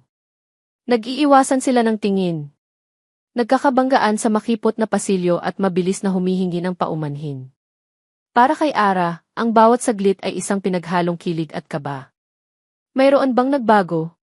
O isa lang iyong sandali ng kahinaan dahil sa ulan at dilim? Umaasa siya. Sa kaibuturan ng kanyang puso, isang maliit na binhi ng pag-asa ang nagsimulang tumubo. Baka posible. Hapon na nang dumating ang sagot sa kanyang tanong. Isang sagot na hindi niya inaasahan at lalong hindi niya gusto. Nasa sala siya, tinutulungan si Mika sa kanyang art project, nang isang makintab at itim na sasakyan ang huminto sa harap ng bahay. Hindi ito ang sasakyan ni N. de la Vega. Ito ay mas mababa, mas sleek, mas mahal. Bumukas ang pinto ng sasakyan at lumabas ang isang babae. Para siyang lumabas mula sa isang magazine. Ang kanyang buhok ay perpektong nakaayos. Ang kanyang suot ay isang eleganteng puting bestida na lalong nagpapatingkad sa kanyang kutis. Ang bawat hakbang niya sa kanyang matataas na takong ay puno ng kumpiyansa. Puno ng kapangyarihan. Sakto namang kalalabas lang ni Rico mula sa kanyang opisina para kumuha ng tubig. Natigilan ito nang makita ang babae. Katrina! Ang ngiti ng babae ay kasing liwanag ng araw. Rico, darling. At sa harap ni Ara, sa harap ng mga bata, lumapit si Katrina at niyakap si Rico. Hindi ito isang simpleng yakap. Ito ay isang yakap na posesibo na may kasamang halik sa pisngi na napakatagal. Naramdaman ni Ara ang paglamig ng buo niyang katawan. Nanigas si Rico sa yakap. Nakita ni Ara ang bahagyang panlalaki ng mga mata nito at ang isang sulyap na ipinukol nito sa direksyon niya bago muling tumingin kay Katrina. Anong ginagawa mo dito? Tanong ni Rico, sinusubukang kumawala sa yakap. Isn't it obvious? I missed you. I missed the kids, sabi ni Katrina, ang boses ay matamis na parang pulot. Lumuhod ito para maging kapantay ng mga bata. Hello, mga anghel ko. May dala si Tita Katrina para sa inyo. Mula sa kanyang mamahaling handbag, naglabas siya ng mga regalo. Isang bagong video game para kay Leo at Miko. Isang malaking manika na parang prinsesa para kay Mika at Sofia. Agad na nagliwanag ang mga mata ng kambal. Kahit si Leo ay bahagyang umiti. Naaalala mo pa ba, Miko, noong nagbakit tayo ng cookies sa kondo ko? We should do that again, masayang sabi ni Katrina. Tumingin siya kay Rico. Tulad ng dati. Ang mga salitang itulad ng dati ay tumusok sa puso ni Ara. Ito ang mundo nila. Isang mundo kung saan siya ay isang tagalabas. Isang mundo kung saan ang halik kagabi ay tila isang panaginip na lang. Napayuko si Ara. Bigla niyang naramdaman ang pagiging simple ng kanyang suot na duster. Naramdaman niya ang gaspang ng kanyang mga kamay na laging abala sa gawaing bahay, kumpara sa perpektong manicure ni Katrina. Naramdaman niya na hindi siya nababagay dito. Sa wakas, tila ngayon lang siya napansin ni Katrina. Tumingin ito sa kanya, mula ulo hanggang paa, at isang ngiting pilit ang sumilay sa mga labi nito. Isang ngiting hindi umabot sa mga mata. "Oh, hello," sabi nito. "And you must be the new help. Salamat sa pag-aalaga sa pamilya ni Rico, ha? Ano nga ulit ang pangalan mo, miss?" Ang tanong ay binitiwan sa hangin, sinadya para iparamdam sa kanya na siya ay hindi mahalaga. Na siya ay isang taong madaling kalimutan. Naramdaman ni Ara na namula ang kanyang mukha sa hiya. Ara po, halos pabulong niyang sagot. Lahat sila ay nakatingin sa kanya. Si Katrina, na may mapanuring ngiti. Ang mga bata, na abala sa kanilang mga bagong laruan. At si Rico. Tumingin si Ara kay Rico, naghahanap. Umaasa. Ngunit ang nakita niya ay isang mukhang hindi mapinta. Isang mukha ng pagiging alanganin. Isang mukha ng isang taong nahuli sa gitna. "Katrina, this is Ara," sabi ni Rico. Huminto ito sandali, tila nag-isip ng tamang salita. Ang isang segundong paghinto na iyon ay parang isang habang buhay para kay Ara. Siya si Ara, ang yaya ng mga bata. Yaya. Ang salitang iyon. Ang simpleng salitang iyon na dati ay tanggap niya bilang kanyang trabaho, ngayon ay parang isang sampal. Isang malamig na balde ng tubig na ibinuho sa nag-aalab na pag-asa sa kanyang dibdib. Isang malinaw na linya na iginuhit sa buhangin. Iyon siya. Iyon lang siya. Ang yaya. At ang lalaking humalik sa kanya kagabi ay ang kanyang amo. Hindi na niya narinig ang sumunod na pinag-usapan nila. Ang tanging naririnig niya ay ang paulit-ulit na salitang kiyaya sa kanyang isipan at ang tunog ng unti-unting pagguho ng munting kastilyong itinayo niya sa kanyang puso. Parang isang lason ang presensya ni Katrina sa Villa de la Vega. Hindi ito umalis pagkatapos magbigay ng regalo. Nagpaiwan ito para sa hapunan. At sa bawat sandali, ipinaramdam niya kay Ara na siya ay isang anino lang sa bahay na iyon. Habang naghahanda si Ara ng pagkain, pumapasok si Katrina sa kusina, binubuksan ang mga kaldero. "Oh, adobo. Rico's favorite. But remember he likes it with a bit more soy sauce. Let me help you." Sasabayan nito ang komento ng isang ngiting matamis, ngunit ang mga mata ay nagsasabing, hindi mo kilala si Rico. "Ako." Sa hapagkainan, si Katrina ang bida. Nagkukwento siya tungkol sa mga nakaraang bakasyon nila ni Rico sa Paris, sa mga panahong magkasama sila sa unibersidad. Mga kwentong puno ng tawanan at mga inside joke na si Rico lang ang nakakaintindi, at si Ara ay nakaupo lang sa gilid, tahimik na pinagsisilbihan ang mga bata, pakiramdam ay 1,000 milya ang layo. Si Rico ay hindi mapakali. Nakikita niya ang pagbabago sa kilos ni Ara, ang pagyuko nito, ang pagkawala ng kislap sa mga mata nito. Gusto niyang sawayin si Katrina, ngunit paano? Ang bawat kilos ni Katrina ay balot sa anyo ng kabaitan. Paano niya sasabihing, tigilan mo yan, kung ang ginagawa lang naman nito ay tumulong? Pagkatapos ng hapunan, nagpaalam si Katrina na gagamitin ang banyo. Ngunit sa halip na sa banyong pambisita sa ibaba, umakyat ito sa itaas. Alam ni Rico kung saan ito pupunta. "Rico, darling, samahan mo naman ako sa taas. May gusto lang akong tingnan," sabi nito, ang boses ay malambing ngunit may diin ng isang utos. Sumunod si Rico, ang puso niya ay mabigat. "Katrina, ano ba nang ginagawa mo?" "Wala. Gusto ko lang makita ang opisina mo." "I heard you redecorated." Pumasok sila sa opisina. Agad na napansin ni Katrina ang larawan ni Amelia sa mesa. Hinawakan niya ito. "She was beautiful," sabi ni Katrina, ang boses ay biglang naging seryoso. "At mabait. Masyadong mabait para sa mundong ito." "Katrina, let's not talk about this," pakiusap ni Rico. "Bakit, Rico? Dahil masakit pa rin? Dahil hanggang ngayon, sinisisi mo pa rin ang sarili mo?" Hindi sumagot si Rico. Tumingin lang siya sa labas ng bintana. Sa labas ng pinto, katatapos lang ni Ara na iakyat si Sofia sa kanyang kwarto. Papunta na siya sa kusina para magligpit nang marinig niya ang mga boses mula sa nakaawang na pinto ng opisina. Sinisisi ang sarili. Ang kuryusidad ay humila sa kanya palapit. Sumandal siya sa pader sa isang lugar na hindi siya makikita at nakinig. Hindi kasalanan ni Amelia na nagkaroon siya ng BCC. Narinig niyang sabi ni Katrina, ang salitang Tagalog ay malinaw at matalim. Postpartum depression is real illness, Rico. Hindi mo kasalanan na hindi niya kinaya. Natigilan si Ara. TRSCF. Depression. Ang kanyang tiyahin sa probinsya ay dumaan din doon. Ito pala ang sakit ng asawa ni Amy de la Vega. Ito pala ang dahilan kung bakit ito namatay. Ang kanyang puso ay napuno ng awa para kay Rico. Kaya pala ganito na lang ang bigat na dinadala nito.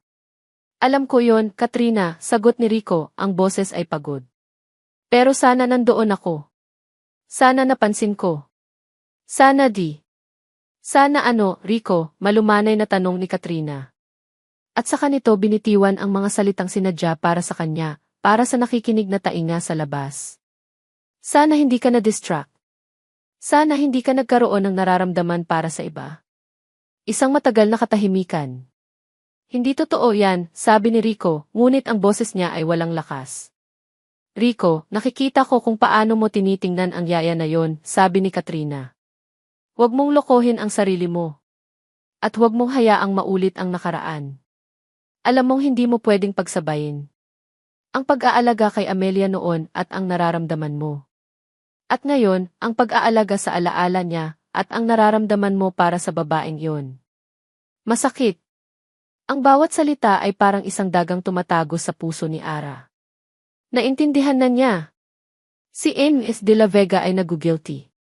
Nagugilty ito hindi lang sa pagkamatay ng asawa niya, kundi dahil nagkakaroon ito ng nararamdaman para sa kanya. Ang halik. Ang mga titig. Lahat iyon ay nagpapabigat lang sa konsensya nito. Narinig niya ang huling mga salita ni Rico na siyang tuluyang gumuho sa kanyang mundo. Kasalanan ko, Katrina.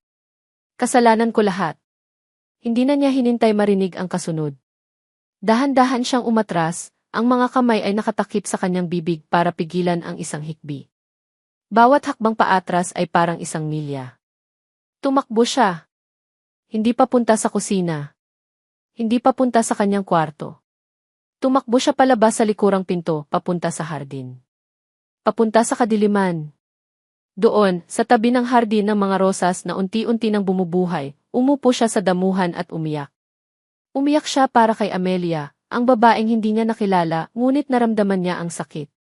Umiyak siya para kay Rico, ang lalaking minahal niya sa maikling panahon na nabubuhay sa kulungan ng sarili nitong pagkakasala.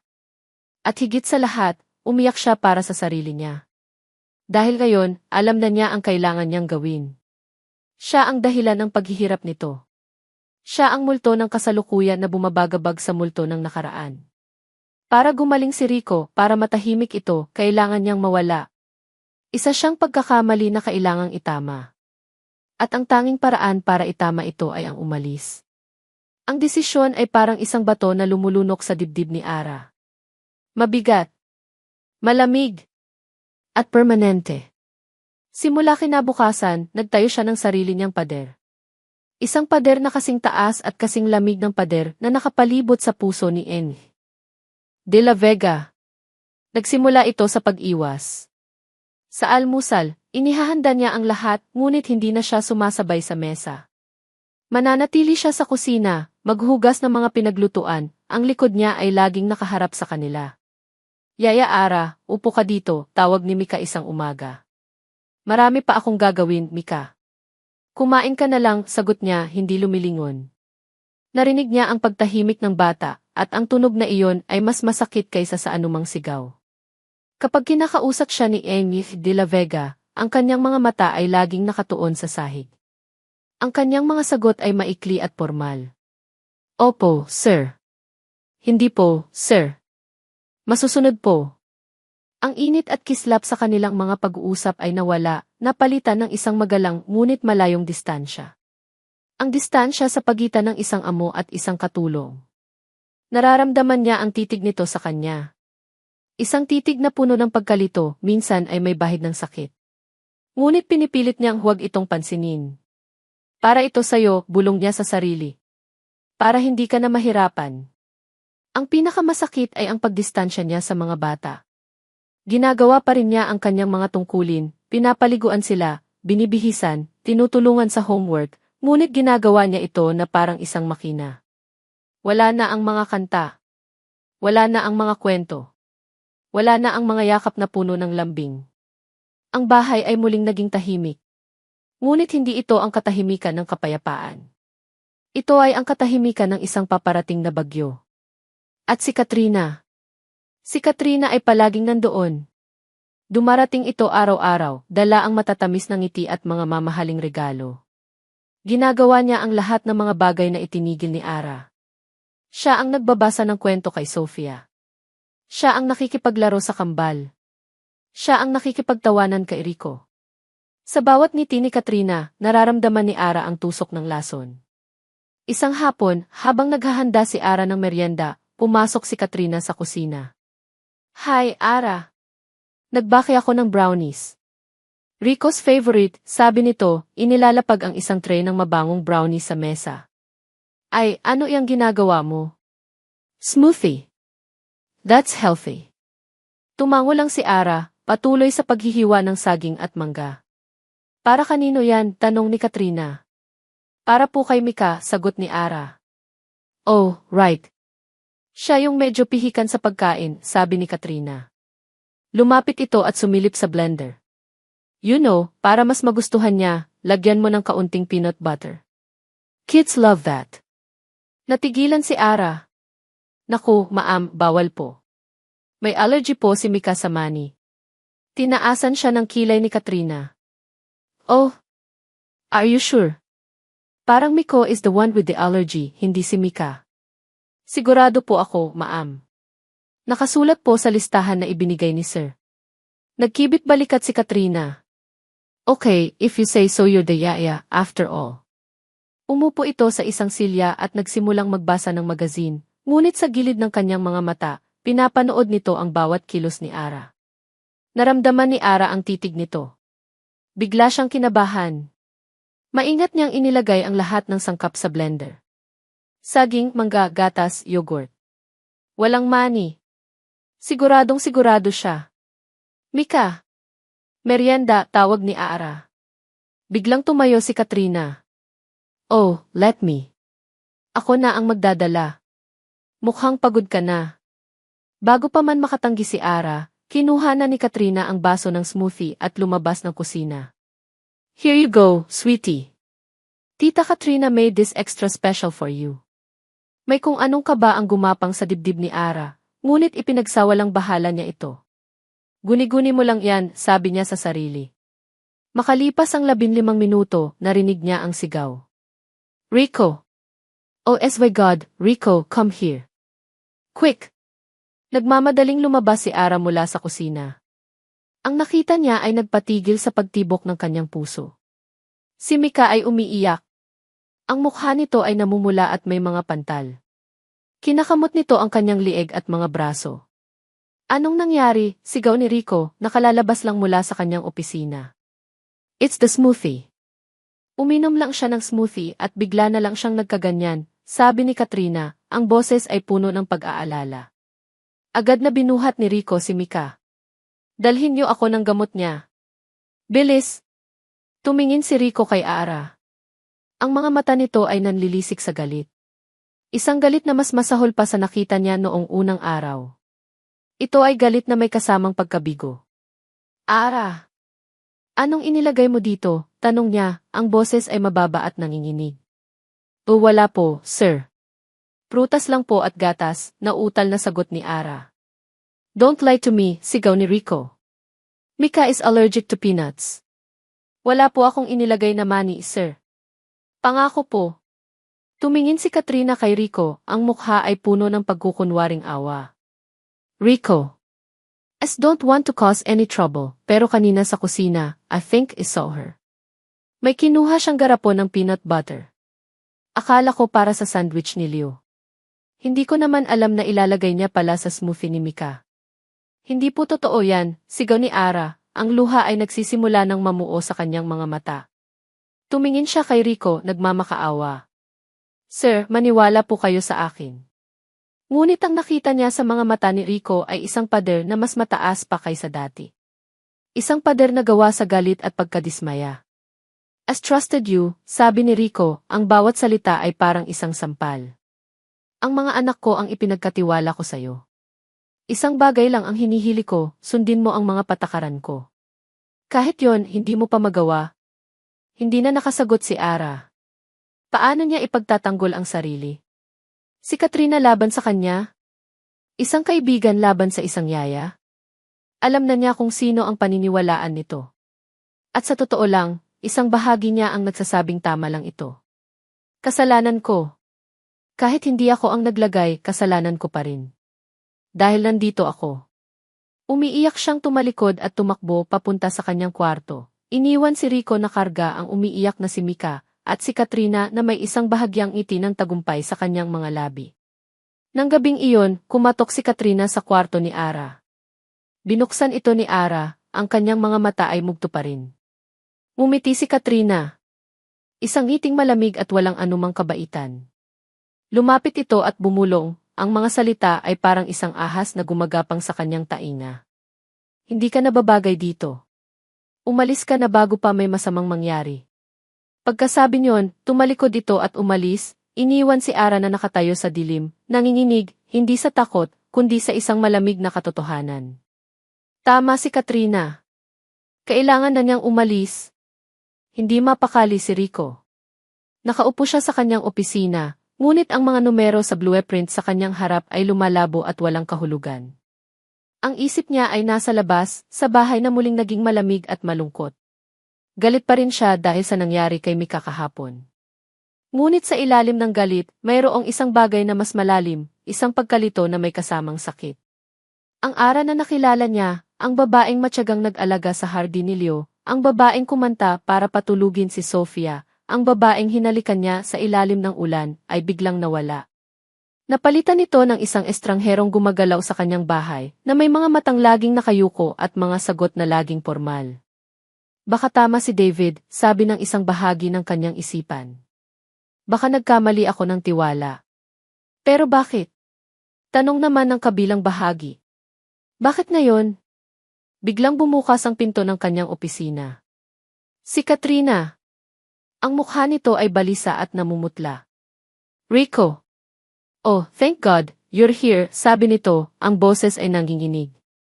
Agad na napatayo si Rico, anong nangyari? Ang mga bata. No, the kids are fine. They're with David sa playroom, sabi ni Katrina, hinahabol ang hininga. It's the necklace. Ang kwintas na bigay sa akin ni Lola. Hindi ko makita. Kumunot ang noo ni Rico. Baka naiwan mo lang kung saan. Hindi, Rico. I'm sure. Dito ko lang yon hinubad sa kwarto mo kaninang umaga bago ako maligo. It was on your dresser. Pagbalik ko, wala na, sabi ni Katrina, ang mga mata ay nagsisimula ng mamasa. Rico, that necklace iyon na lang ang natitirang alaala ko sa kanya. Napabuntong hininga si Rico. Okay, calm down. Hahanapin natin. Baka nahulog lang. Pumunta sila sa kwarto ni Rico. Naghanap sila sa ilalim ng kama, sa likod ng mga aparador, sa loob ng banyo. Ngunit wala. Ang mamahaling kwintas na may palawit na diamante ay parang bulang naglaho. Sino pa ba ang pumasok dito bukod sa atin? Tanong ni Rico. Wala, sabi ni Katrina. Si David, kasama ang mga bata. At si Ara. Nakita ko siyang pumasok kanina para maglinis. Natigilan si Rico. Tumingin siya kay Katrina at nakita niya ang pag-aalinlangan sa mga mata nito. Isang pag-aalinlangan na sinadyang ipakita. Sakto namang dumating si David, narinig yata ang kaguluhan. Anong nangyayari dito? Nawawala ang kwintas ni Kat, sabi ni Rico. Tumingin si David mula kay Rico papunta kay Katrina at pagkatapos ay sa buong silid. Nagtanong na ba kayo sa mga staff? Sa sayaya? Ang paraan ng pagkakasabi ni David sa salitang tiyaya ay may bigat. May hinala. Hindi pa, sabi ni Rico na tila ayaw isipin ang implikasyon yun. Kung ganoon, sabi ni David, na tila siya ang mas nakatatanda, siguro, para maging patas sa lahat, dapat nating kausapin ang lahat ng posibleng nakapasok dito. At para walang masabi ang kahit sino siguro, dapat nating tingnan din ang mga gamit nila. Just to clear everyone's name, of course. Ang mungkahi ay tila makatwiran, ngunit para kay Rico, ito ay parang isang paghatol. Pumunta silang tatlo sa sala. Nandoon si Ara, tinutulungan si Leo sa pagguhit. Nang makita niya silang tatlo, ang seryoso nilang mga mukha, agad siyang napatayo. May problema po ba, sir? Ara, simula ni Rico, ang boses ay mabigat. Nawawala ang kwintas ni Ma'am Katrina. Itinanong ko lang, pumasok ka ba sa kwarto ko kanina? Tumango si Ara.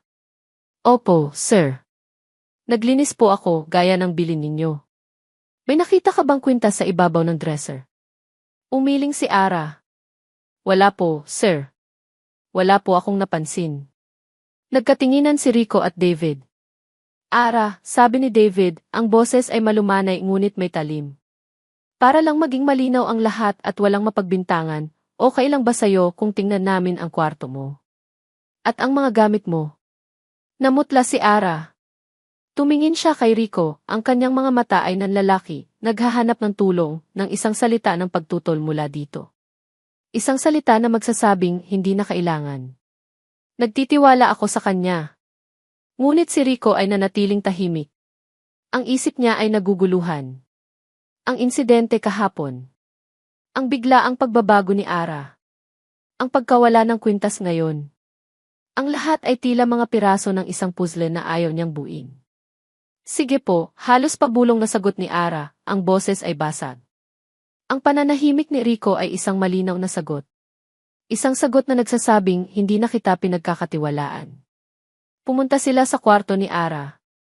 Isang simpleng kwarto. Maayos. Malinis. Walang mamahaling gamit, maliban sa isang lumang handbag na nakapatong sa ibabaw ng kama. Pwede ba naming tingnan ang bag mo? Tanong ni David. Hindi na sumagot si Ara. Tumango lang siya, ang mga mata ay nakapako sa sahig. Ang kahihiyan ay parang isang mainit na likido na gumagapang sa kanyang buong katawan. Kinuha ni David ang bag, binuksan niya ito. Kinuha niya ang isang suklay. Isang pitaka na may lamang ilang daang piso. Isang rosaryo. Isang maliit na larawan ng kanyang pamilya sa Batangas. At sa ilalim ng lahat, may isang bagay na kumikinang. Dahan-dahan itong inilabas ni David. Ang kwintas. Ang diamante nito ay kumislap sa ilaw, isang maliwanag na simbolo ng isang kasalanang hindi niya ginawa. Napaatras si Ara, hindi makapaniwala. Hindi akin yan, sabi niya, ang boses ay nanginginig. Hindi ko alam kung paano yan napunta dyan. Humarap siya kay Rico. Ang kanyang mga mata ay puno ng luha, puno ng desperadong pakiusap. Sir, maniwala kayo sa akin. Hindi ko yan kinuha. Pakiusap. Ngunit ang tiningnan ni Rico ay hindi ang kanyang mga mata. Tiningnan nito ang kwintas sa kamay ni David. Ang ebidensya. Ang hindi maikakailang katotohanan. Pagkatapos, tumingin ito sa kanya. Ang galit. Ang pagkabigo. Ang sakit. Lahat ay naroon sa mga mata nito. Ngunit sa ilalim ng lahat, may isang bagay pa, ang pagkasira ng tiwala. Isang bagay na kapag nawala ay hindi na maibabalik. Naramdaman niya ang malamig na titig nito na parang isang yelo na tumutusok sa kanyang puso. Ang halik sa ilalim ng ulan. Ang rosa sa kanyang pintuan. Ang mga sandaling puno ng pag-asa. Lahat ay naglaho. Napalitan ng isang malamig at brutal na katotohanan. Para sa lalaking ito, isa na lang siyang bagay. Isang magnanakaw. Tumigil ang mundo ni Ara. Ang kumikinang na kwintas sa kamay ni David ay parang isang hatol ng kamatayan. Ang katahimikan sa kwarto ay mas malakas pa sa anumang sigaw. Nakikita niya ang pagkasuklam sa mga mata ni Katrina, ang malamig na paghatol sa mga mata ni David. Ngunit ang tanging mga matang mahalaga sa kanya ay ang mga mata ni Rico. At ang nakikita niya roon ay ang siyang tuluyang pumatay sa kanyang kaluluwa. Wala nang galit. Wala nang pagkalito. Tanging isang malamig, blankong pader. Isang pader na nagsasabing tapos na. Hindi totoo yan, paulit-ulit niyang sinasabi, ang boses ay halos hangin na lang. Hindi ko alam, pakiusap, Sir D. Hinawakan ni Rico ang kanyang braso. Ang hawak nito ay hindi marahas, ngunit malamig. Kasing lamig ng kanyang boses nang magsalita ito, hindi para sa kanya, kundi para kay Katrina at David. Iwan niyo muna kami. Nagkatinginan si Katrina at David. May isang ngiti ng tagumpay na gustong kumawala sa mga labi ni Katrina, ngunit pinigilan niya ito. Tumango lang sila at lumabas, isinasara ang pinto sa kanilang likuran. Naiwan silang dalawa. Siya at si Rico. Ang amo at ang katulong. Ang hukom at ang nasasakdal. Binitawan ni Rico ang kanyang braso. Naglakad ito papunta sa bintana, tinalikuran siya. Magkano ang kailangan mo? Tanong nito, ang boses ay patag, walang emosyon. Sabihin mo lang. Ibibigay ko. Pero umalis ka na. Ang bawat salita ay isang punyal. Hindi ito sumisigaw. Hindi ito nagagalit. Mas masakit pa pala ang ganito. Ang malamig na pagtataboy. Hindi ko kailangan ng pera ninyo, sir, sabi ni Ara. Ang boses ay nanginginig ngunit may biglaang katatagan. Dahil hindi ako magnanakaw. Humarap ito sa kanya. At sa isang iglap, nakita niya ang sakit sa likod ng pader na iyon. Isang sakit na dulot ng pagkabigo. Talaga, tanong nito, may pait sa kanyang mga labi. Kung ganoon, bakit Ara? Bakit mo ginawa to? Ang insidente kay Mika. Ito ngayon. Bakit? Gusto niyang isigaw ang lahat. Dahil kay Katrina. Dahil sa kapatid mo. Dahil mahal kita at nasasaktan akong makita kang nasasaktan. Ngunit para saan pa? Hindi na ito maniniwala. Tapos na ang lahat. Wala na po akong sasabihin, sabi niya, pinupunasan ang mga luhang walang tigil sa pagpatak. Isang malalim na buntong hininga ang pinakawalan ni Rico. Isang buntong hininga ng pagsuko. Akala ko iba ka. Ang anim na salitang iyon. Iyon ang pumatay sa kanya. Mas masakit pa kaysa sa salitang magnanakaw. Dahil sa isang sandali, naniwala rin siyang iba siya. Naniwala siyang may lugar siya sa bahay na ito, sa buhay nito. Kumuha si Rico ng isang sobre mula sa kanyang bulsa. Inilapag niya ito sa kama. Isang makapal na sobreng puno ng pera. Ang huling sahod. Ang bayad sa kanyang pananahimik. Kunin mo iyan, sabi nito. At umalis ka na. Ngayon na. Tumingin si Ara sa sobre. Pagkatapos ay tumingin siya kay Rico. Hindi niya kinuha ang pera. Walang salitang lumabas sa kanyang bibig. Tahimik siyang tumalikod at naglakad palabas ng kwarto. Dinala niya ang kanyang luma at halos walang lamang handbag. Iyon lang ang dala niya noong dumating siya. Iyon lang din ang dala niya sa kanyang pag-alis. Habang naglalakad siya sa pasilyo, narinig niya ang mga boses mula sa playroom. Yaya Ara, sigaw ni Mika. Saan ka pupunta? Tanong ni Miko. Lumabas ang mga bata, tumatakbo palapit sa kanya. Sa likod nila, nakatayo si Leo, ang mukha ay hindi mabasa ngunit ang mga mata ay puno ng pag-aalala. Lumuhod si Ara. Hinawakan niya ang mga mukha ng kambal. Kailangan nang umuwi ni Yaya Ara, sabi niya, pinipilit mumiti kahit ang kanyang puso ay durog na durog. Magpakabait kayo ha? Alagaan niyo si Papa. No. Don't go, umiiyak na sabi ni Sofia, na ngayon ay nakayakap na sa kanyang binti. Niyakap niya ang mga bata ng mahigpit. Ang kanilang init. Ang kanilang amoy. Ito ang huling pagkakataon. Paalam na, bulong niya. Bumitaw siya at mabilis na tumayo. Hindi na siya lumingon. Bawat hakbang palayo sa kanila ay parang paglalakad sa ibabaw ng nagbabagang uling. Nang marating niya ang pinto, lumingon siya sa huling pagkakataon. Nakita niya si Rico na nakatayo sa dulo ng pasilyo, pinapanood siyang umalis. Ang mukha nito ay isang maskara. Ang mga bata ay umiiyak sa likuran nito. Binuksan niya ang pinto at lumabas. Umuulan. Ang parehong ulan na naging saksi sa kanilang halik. Ngayon, ito ang saksi sa kanilang paghihiwalay. Naglakad siya palayo sa Villa de la Vega, walang payong, walang direksyon. Ang malamig na ulan ay humahalo sa mainit na luha sa kanyang mga pisngi. Ang mga ilaw ng mansyon ay unti-unting lumalabo sa kanyang likuran, hanggang sa ito ay maging isang maliit na tuldok na lang sa kadiliman. Sumakay siya sa unang bus na kanyang nakita. Umupo siya sa tabi ng bintana, nakatingin sa labas, ngunit wala siyang nakikita. Ang babaeng dumating sa Maynila na puno ng pag-asa ay nawala na. Ang natira na lang ay si Ara. Sirang-sira. Wasak na wasak. Nawala na sa kanya ang lahat. Bumalik ang katahimikan sa Villa de la Vega. Ngunit hindi ito ang katahimikang hinahanap ni Rico. Ito ay isang katahimikang mabigat, malagkit, at puno ng mga multo ng nakaraan at mga salitang hindi nasabi.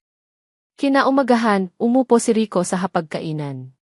Ang mesa ay puno ng pagkain, mga pagkaing in-order niya mula sa isang catering service. Perpekto ang pagkakaayos. Ngunit walang lasa. Ang mga bata ay nakaupo, ngunit hindi kumakain. Tinutusok lang ni Miko ang kanyang itlog. Si Mika naman ay nakatingin lang sa kawalan. Si Leo ay wala. At si Sofia ay hindi man lang bumaba. Kumain na kayo, sabi ni Rico, sinusubukang maging normal ang boses. Malalate kayo. Walang sumagot. Ang tanging tunog ay ang kalansing ng tinidor ni Miko sa kanyang plato.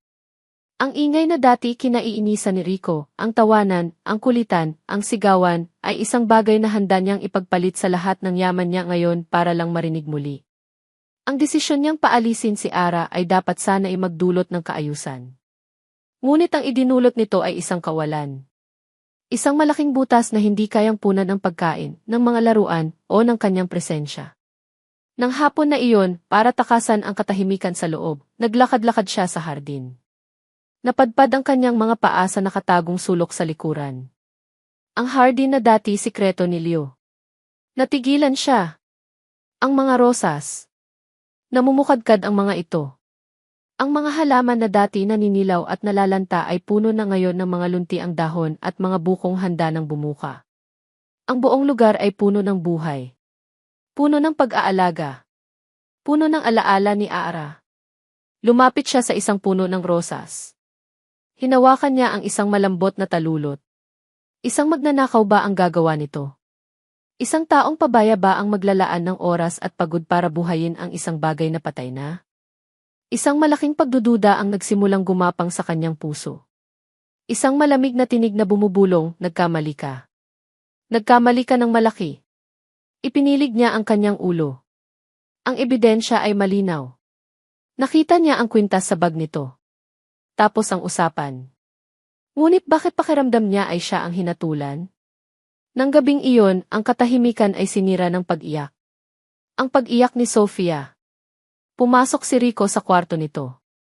Nakaupo ang kanyang bunso sa kama, yakap ang manikang bigay ni Katrina, ngunit ang mga mata ay hinahanap ang isang taong wala na. Anak, anong problema? Tanong niya, umupo sa tabi nito. I want Yaya Ara, sabi ni Sofia sa gitna ng kanyang mga hikbi. Yaya Ara sings for me. Sinubukan niyang yakapin ito. Papa can sing for you. Ngunit umiling lang si Sofia at lalong umiyak. No. I want Yaya Ara. Where is she, Papa? Did you make her go away? Ang tanong ng kanyang anak ay isang direktang saksak sa kanyang dibdib. Walang mali siya. Puno lang ng purong kalungkutan. At wala siyang maisagot. Dahil siya ang nagpatalsik sa kanya. Hindi niya napatahan si Sofia. Tumawag siya ng ibang katulong para subukang patulugin ito, ngunit walang nangyari. Sa huli, sa sobrang pagod, nakatulog din ang bata, ngunit kahit sa pagtulog nito, ang kanyang mukha ay puno ng lungkot. Pagod na bumalik si Rico sa sala. Nadatnan niya si Leo na nakatayo doon, naghihintay sa kanya. Narinig mo na siguro, sabi ni Rico, ang boses ay pagod. Lagi namang umiiyak si Sofia kapag wala si Mama, kalmadong sabi ni Leo. Pero noong dumating si Yaya Ara, tumigil siya. Ngayon, umiiyak na naman siya. Tumingin si Leo sa kanyang ama. Ang mga mata nito ay hindi na mga mata ng isang bata. Ang mga ito ay matanda, puno ng isang tahimik na paghatol. Masaya kami noong nandito siya, Papa, sabi ni Leo, ang boses ay matatag. Pinaalis niyo ang nag-iisang taong nagpasaya sa amin. Pagkasabi niyon, tumalikod si Leo at umakyat sa kanyang kwarto. Iniwan si Rico na nakatayo, tulala at durog. Ang mga salita ni Leo ang tuluyang gumiba sa lahat ng natitirang depensa ni Rico. Ang pagdududa ay naging isang rumaragasang ilog sa kanyang isipan. Ang insidente kay Mika. Ang kwintas. Ang biglaang pagbabago ni Ara pagkatapos dumating ni Katrina. Ang lahat ba ay nagkataon lang? Pumasok siya sa kanyang opisina at umupo sa dilim. Sinubukan niyang alalahanin ang lahat. Ang mukha ni Ara noong akusahan niya ito. Ang desperasyon. Ang sakit. Ang pagtanggi nitong kunin ang pera. Isang magnanakaw ba ang tatanggi sa pera? Napatakik siya sa kanyang mukha. Diyos ko, anong nagawa ko? Biglang bumukas ang pinto. Pumasok ang kambal, si Miko at Mika. Ang kanilang mga mukha ay puno ng takot at maihalong pagkakasala. Papa, mahinang tawag ni Miko. Bakit gising pa kayo? Tanong ni Rico. Nagkatinginan ang dalawa. Tila nagtutulakan kung sino ang unang magsasalita. Sa huli, si Mika ang humakbang palapit. Papa. Yung nangyari kay Yaya Arad. Ano iyon? Huminga ng malalim si Mika. Ang kanyang mga mata ay puno ng luha. Papa, si Tita Katrina po. Nagsisinungaling siya. Ang mga salita ni Mika ay parang isang kidlat na tumama sa gitna ng tahimik na opisina ni Rico. Anong sinabi mo? Tanong niya, dahan-dahang lumuhod para maging kapantay ng kanyang mga anak. Nagsisinungaling po si Tita Katrina, ulit ni Miko, ang boses ay nanginginig. Nakita po namin siya, Papa. Nakita ang anak? Noong araw na nawala yung kwintas niya, pagpapatuloy ni Mika, ang mga luha ay tumutulo na sa kanyang mga pisngi. Naglalaro po kami ng taguan ni Miko. Nagtago po ako sa likod ng kurtina malapit sa kwarto ni Yaya Ara. Nakita ko po si Tita Katrina pumasok siya sa kwarto ni Yaya. Mabilis lang po siya, sabi ni Miko. Paglabas niya, wala na kaming narinig. Akala po namin wala lang yon. Pero noong umiiyak na po si Yaya Ara at umalis siya natakot po kami. Bakit hindi niyo sinabi sa akin agad? Tanong ni Rico, ang boses niya ay mahinahon, ngunit ang bawat salita ay may bigat ng 1,000 bato. Natakot po kami kay Tita Katrina, sagot ni Mika. Sabi niya po sa amin, kung magiging good kami, dadalhin niya kami sa Disneyland. Pero kung magiging bad kami magagalit daw po si Papa sa amin. Isang malamig na galit ang gumapang sa buong katawan ni Rico. Isang galit na hindi para sa kanyang mga anak, kundi para sa kanyang sarili. Sa kanyang katangahan. Sa kanyang pagkabulag. Niyakap niya ang kambal. Hindi kasalanan to, kasalanan ni Papa. I'm sorry. I'm so sorry. Ang mga piraso ng puzzle ay biglang nagkadugtong-dugtong sa kanyang isipan. Ang pagdating ni Katrina. Ang biglaang pagbabago ni Ara. Ang insidente sa allergy. Ang nawawalang kwintas. Lahat ay isang plano. Isang masalimuot at malupit na plano para paalisin si Ara. At siya, ang matalinong sihi, ang kinatatakutang arkitekto, ay naging isang tangang puppet sa mga kamay ni Katrina. Manatili kayo sa kwarto niyo. Kakausapin ko lang ang Tio David ninyo, sabi niya sa kambal, ang boses ay kalmado na ngayon, ngunit isang nakakatakot na kalma. Pumunta siya sa kanyang laptop at binuksan muli ang security footage. Binalikan niya ang araw na nawala ang kwintas. Nag-fast forward siya sa oras na sinabi ng kambal. At nandoon nga. Malinaw pa sa sikat ng araw. Ang video ay walang tunog, ngunit ang mga kilos ay nagsasabi ng lahat. Nakita niya si Katrina na maingat na sumilip sa pasilyo. Nang makitang walang tao, mabilis itong pumasok sa kwarto ni Ara. Wala pang 1 minuto, lumabas na ito, naglalakad na parang walang nangyari. Isinara ni Rico ang laptop. Ang galit sa kanyang puso ay naging isang purong yelo. Kinuha niya ang kanyang cellphone. Isang tawag lang. David. Pumunta ka dito. Ngayon na. Hindi niya hinintay ang sagot. Ibababa na sana niya ang tawag nang magsalita ulit siya. At isama mo si Katrina. Wala pang 1 oras, dumating na silang dalawa. Si David ay nag-aalala, habang si Katrina ay may ngiti sa kanyang mga labi, na para bang isa itong late night date. Rico, darling, anong meron? You sounded so serious, sabi ni Katrina, akmang gayakapin siya. Ngunit umiwas si Rico. Umupo kayo. Ang lamig sa boses niya ay nagpatigil sa kanilang dalawa. Umupo sila sa sofa, magkatabi. Tinitigan sila ni Rico. Isang mahabang, nakakabinging katahimikan. I have the question for you, Katrina, simula ni Rico, ang boses ay mababa. Saan mo itinago ang kwintas bago mo ito inilagay sa bag ni Ara? Namutla si Katrina. Ang kanyang ngiti ay biglang naglaho. Oh what? Anong pinagsasabi mo, Rico? Nakita natin, di ba? Nasa bag niya. Sagutin mo ang tanong ko, giit ni Rico, hindi inaalis ang tingin sa kanya. This is ridiculous. David, tell him, baling ni Katrina sa katabi. Ngunit kahit si David ay naguguluhan. Kuya, anong nangyayari? Hindi pinansin ni Rico ang kanyang kapatid. Lumapit siya sa coffee table at inilapag doon ang kanyang laptop. Pinindot niya ang play. Ang video. Ang video na nagpapakita ng lahat. Napanood nilang tatlo ang tahimik na pagkilos ni Katrina. Ang pagpasok sa kwarto. Ang paglabas. Pipaano di? Nautal na sabi ni Katrina. Ang mga anak ko ang nagsabi sa akin, sabi ni Rico. Ang mga anak kong sinubukan mong takutin. Ang mga anak kong mahal na mahal ang babaeng sinira mo. Rico, I can explain. Ginawa ko lang yon dahil mahal kita. That woman, she's not right for you. I'm the one for you, Rico. It has always been me.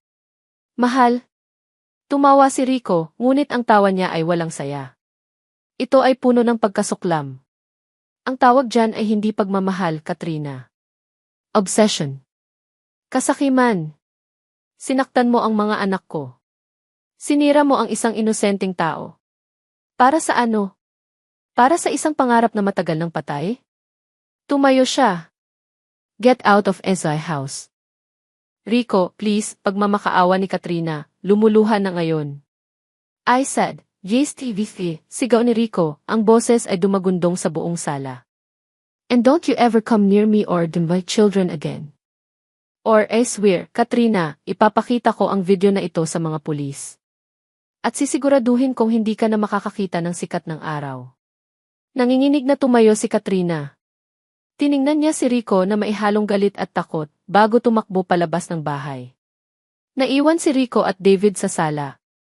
Tumingin si Rico sa kanyang nakababatang kapatid.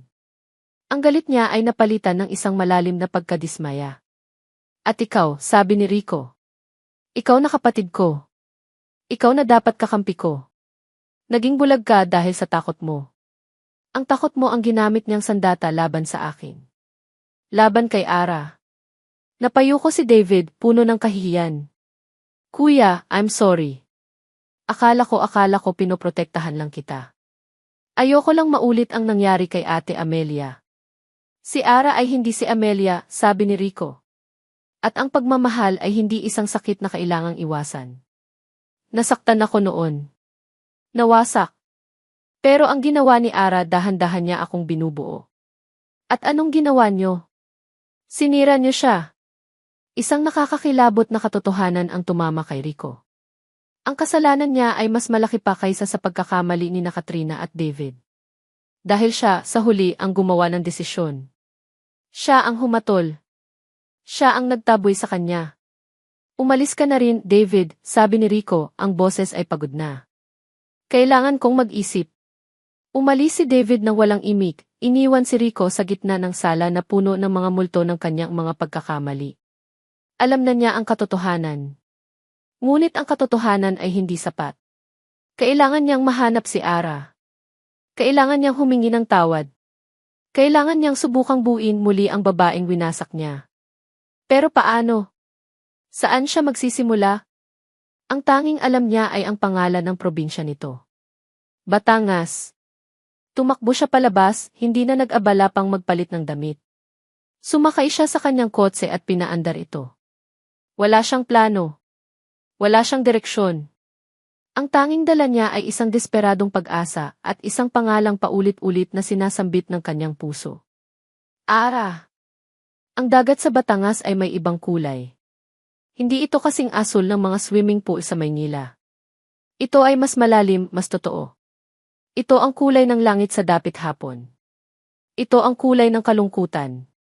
Nakaupo si Ara sa buhanginan, ang kanyang mga tuhod ay yakap-yakap. Ang hangin ay maalat at pamilyar. Ito dapat ang lugar kung saan siya gagaling. Ngunit sa bawat alon na humahampas sa dalampasigan, ang tanging nakikita niya ay ang mukha ni Rico.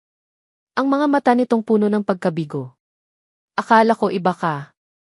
Ang mga salitang iyon ay mas masakit pa kaysa sa pag-alis niya. Dahil naniwala rin siya. 3 araw na siyang nakauwi. Sinabi niya sa kanyang mga magulang na natapos na ang kontrata niya. Ngumiti siya. Sinabi niyang marami siyang naipon. Ngunit sa gabi, sa kanyang maliit na kwarto, umiiyak siya hanggang sa makatulog. Anak! Napalingon si Ara. Ang kanyang ina, may daladalang isang basong tubig. Umupo ito sa tabi niya sa buhangin. Hindi ka pa rin ba kakain? Malumanay na tanong ng kanyang ina. Umiling si Ara. Wala po akong gana, Nay. Hinaplos ng kanyang ina ang kanyang buhok.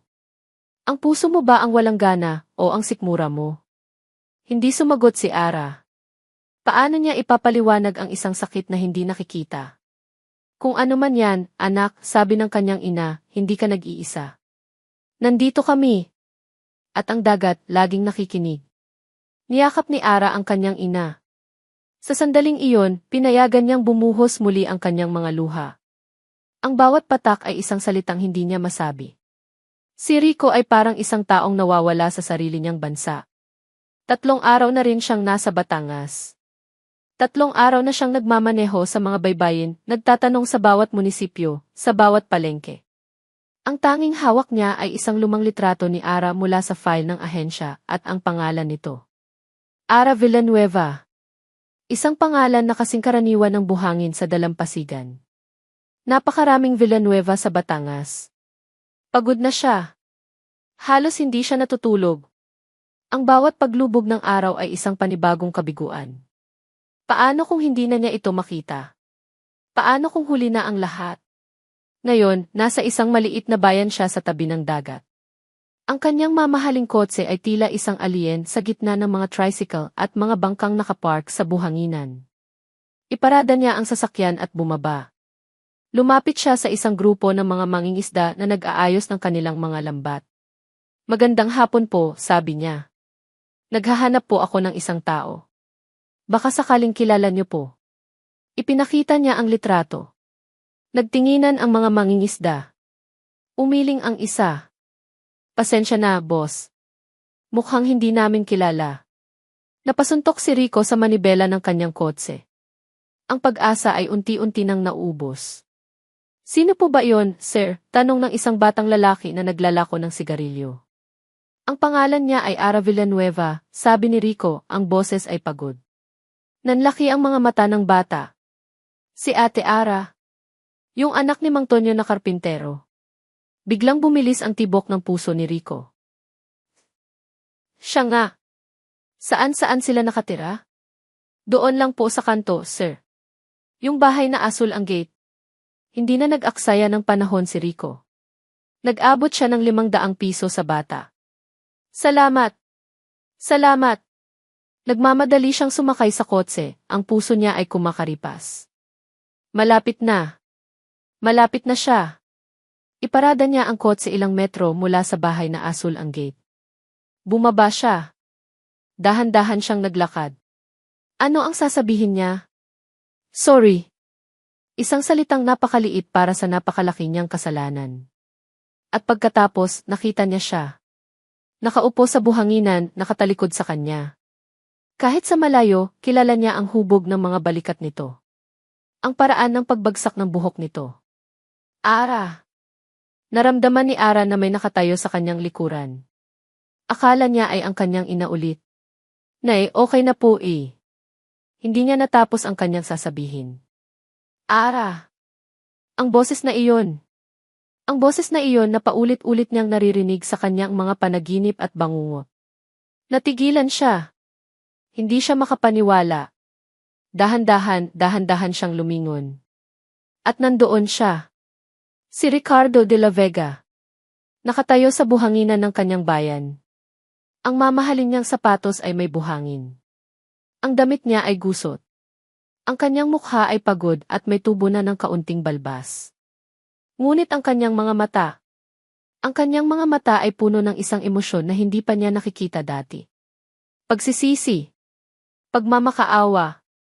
Tumayo si Ara, ang mga binti ay nanginginig. Anong ginagawa niyo dito? Hinanap kita, sabi ni Rico, humakbang palapit.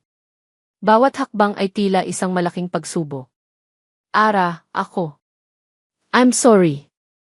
Umiling si Ara, umatras. Umalis na po kayo. Hindi. Hindi ako aalis hanggat hindi mo ako pinakikinggan, sabi ni Rico. Nalaman ko na ang lahat, Ara. Ang tungkol kay Katrina. Ang tungkol sa kwintas. Alam kong wala kang kasalanan. Wala na pong halaga yon, sabi ni Ara, ang luha ay muling namumuo. Umalis na po kayo. May halaga, git ni Rico. Dahil nagkamali ako. Naging tanga ako. Naging duwag. Hinayaan kong sirain kanila. Hinayaan kong sirain kita. Huminto siya sa harap ni Ara. Ang distansya sa pagitan nila ay isang dipa na lang, ngunit pakiramdam nito ay isang karagatan. Ara, may isang bagay pa akong hindi nasabi sa'yo. Isang bagay na kailangan mong malaman para maintindihan mo. Huminga siya ng malalim. At sa unang pagkakataon, sa harap ng babaeng mahal niya, sinira niya ang huling pader na bumabalot sa kanyang puso. Ang asawa ko, si Amelia, hindi lang siya namatay sa depression. Tumingin si Rico sa mga mata ni Ara. At sinabi niya ang mga salitang matagal na niyang ikinukulong sa kanyang dibdib. Ang pinakamadilim niyang sikreto. She took her own life, Ara. Nagpakamatay siya. Napasinghap si Ara. Ang hangin ay tila nawala sa kanyang mga baga. At sinisisi ko ang sarili ko araw-araw, pagpapatuloy ni Rico, ang boses niya ay basag na. Ang mga luha na matagal niyang pinigilan ay nagsimula ng bumagsak. Dahil abala ako sa trabaho. Dahil hindi ko nakita ang mga senyales. Dahil iniwan ko siyang mag-isa. Kaya noong dumating ka, at nagsimula akong makaramdam ulit na takot ako. Natakot akong baka kapag minahal kita, tinatraidor ko ang alaala niya. Na kapag sumaya ako, kinakalimutan ko siya. Pero mali ako, sabi niya. Nang umalis ka, doon ko naintindihan. Ang pagmamahal sa'yo ay hindi paglimot sa kanya. Ito ang paraan para parangalan siya. Ang paraan para ipakita na pwede pa palang sumaya. Na pwede pa palang mabuo. Ara, minahal kita mula pa noong una kitang nakitang kumanta para kay Sofia. Minahal kita noong tinulungan mo si Leo sa kanyang hardin. At minahal kita lalo noong hinalikan kita sa ilalim ng ulan. Ang pag-amin ay isang agos na hindi na mapigilan. I love you, Ara Villanueva. At winasak kita. Sa puntong iyon, hindi na napigilan ni Rico ang kanyang mga tuhod. Lumuhod siya sa buhanginan sa harap niya. Ang makapangyarihang si Ricardo de la Vega, nakaluhod, umiiyak at nagmamakaawa. Hindi ako humihingi ng tawad para bumalik ka. Humihingi ako ng tawad dahil kailangan mong malaman na hindi ikaw ang may kasalanan. Ako. Ako lahat. Pero kung mayroon pa kahit katiting na pagmamahal dyan sa puso mo para sa isang taang tulad ko. Ara, pakiusap, bigyan mo ako ng isa pang pagkakataon. Isang pagkakataon para itama ang lahat. Isang pagkakataon para buuin ka. Para buuin natin ang isa't isa. Nakatayo lang si Ara, ang mga luha ay malayang dumadaloy sa kanyang mga pisngi. Ang lalaking nasa harap niya ay hindi na ang amo niyang malamig. Ito si Rico. Sirang-sira. Totoo. At minamahal siya. Paano niya ito tatanggihan? Paano niya tatanggihan ang isang pusong sa wakas ay natutong maging malaya? Makalipas ang 6 na buwan, ang hangin sa dalampasigan ng Batangas ay hindi na amoy kalungkutan. Amoy pag-ibig. Ang kasal ay simple lang. Walang malaking simbahan, walang daan-daang bisita. Tanging ang pamilya ni Ara, ang 4 na anak ni Rico, at ilang malalapit na kaibigan. Ang altar ay isang arko na gawa sa kawayan at pinalamutyan ng mga puting bulaklak na nakaharap sa dagat. Nakatayo si Rico sa ilalim ng arko, suot ang isang simpleng puting barong.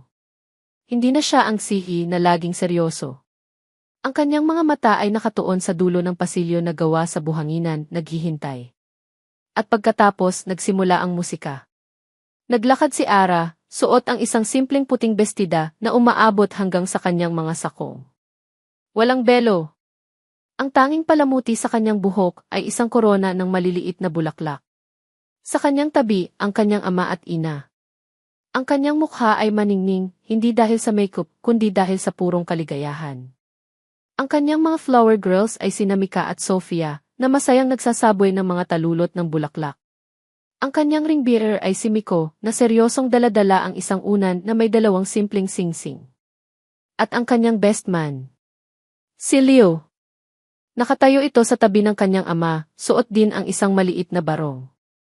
Nang magtama ang kanilang mga mata, umiti si Leo sa kanya. Isang tunay, taos-pusong ngiti na nagsasabing, "Welcome to the family, Mama Ara." Nang marating ni Ara si Rico, hinawakan nito ang kanyang mga kamay. "Mahal kita," bulong ni Rico, sapat lang para marinig niya. "Mahal din kita," sagot ni Ara. Ang kanilang mga panata ay hindi mula sa isang libro. Mula ito sa kanilang mga puso. Mga pangako ng pag-unawa, ng pasensya, at ng pagbuo ng isang tahanan na puno ng tawanan at pagmamahal. Sa isang gilid, tahimik na nanonood si David. Pagkatapos ng seremonya, nilapitan niya si Ara. "Ara," sabi niya, ang mga mata ay puno ng pagsisisi. "I'm sorry. Sa lahat ng nagawa ko. Naging duwag ako at makitid ang isip. Patawarin mo sana ako." Ngumiti si Ara. "Matagal na kitang pinatawad, David. Pamilya tayo." Niyakap ni David si Ara. "Welcome sa pamilya, ate." Ang salitang i-ate ang tuluyang naghilom sa lahat ng natitirang sugat. Ang Villa de la Vega ay hindi na isang malamig na mansyon. Isa na itong tahanan. Ang mga pader na dati puti at walang buhay ay mayroon ng mga family picture at mga drawing ng mga bata. Ang sala ay hindi na laging perpektong malinis, madalas ay may mga laruang nakakalat, isang testamento ng buhay at saya. Ang dating opisina ni Rico ay isa ng family room. Ang larawan ni Amelia ay naroon pa rin, nakalagay sa isang espesyal na estante, sa tabi ng kanilang wedding picture. Hindi na ito isang masakit na paalala, kundi isang mapayapang alaala. Isang bahagi ng kanilang kasaysayan. Isang hapon, habang nagdidilig si Ara sa hardin ng mga rosas, na ngayon ay masigla at namumukadkad, naramdaman niya ang isang yakap mula sa likuran. "Ano nang iniisip mo, Dimres de la Vega?" bulong ni Rico sa kanyang tainga. Napangiti si Ara sa pangalan. "Wala naman, Dimres de la Vega. Iniisip ko lang kung gaano nakalayo ang narating natin."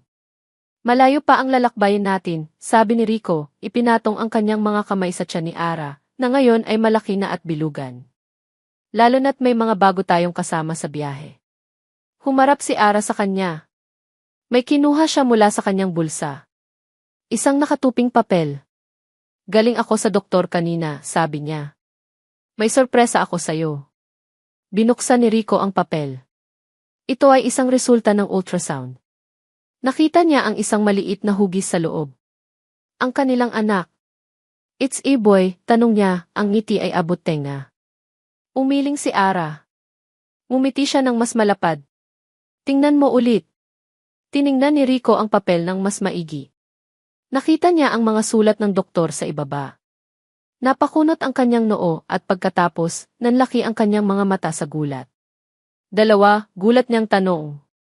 Umiling ulit si Ara, ang kanyang mga mata ay nangingislap sa tuwa. "Rico, 3 sila." Napatanga si Rico. Tumingin siya sa tiyan ni Ara, pagkatapos ay sa ultrasound, at pagkatapos ay sa mukha ni Ara. Isang tawa ang biglang kumawala mula sa kanya. Isang malakas, masaya, at walang pag-aalalang tawa. Binuhat niya si Ara at inikot-ikot sa gitna ng hardin ng mga rosas. "Tigilan mo yan, baka mahilo ang mga anak mo," natatawang sabi ni Ara. Ibinaba siya ni Rico at niyakap ng mahigpit. "Kaya natin to," bulong niya. "Kahit ilan pa sila. Kakayanin natin to, magkakasama tayo." Dumating ang 4 na bata, tumatakbo palapit sa kanila. "Anong nangyayari?" tanong ni Leo. "Magkakaroon na kayo ng mga kapatid," masayang sabi ni Rico. Nagdiwang ang mga bata. Niyakap nilang lahat si Ara at Rico, isang malaking, magulo at masayang grupo. Nakatayo sa gitna ng kanilang pamilya, sa gitna ng hardin na simbolo ng kanilang pag-ibig, tiningnan ni Rico ang kanyang asawa. Ang babaeng dumating para linisin ang kanyang bahay, ngunit sa huli ay nilinis ang kanyang kaluluwa. At sa wakas, sa Villa de la Vega, ang katahimikan ay napalitan na ng tunay na tahanan. Isang tahanang binuo hindi ng perpektong mga tao, kundi ng mga sirang pusong natutong maghilom ng magkakasama.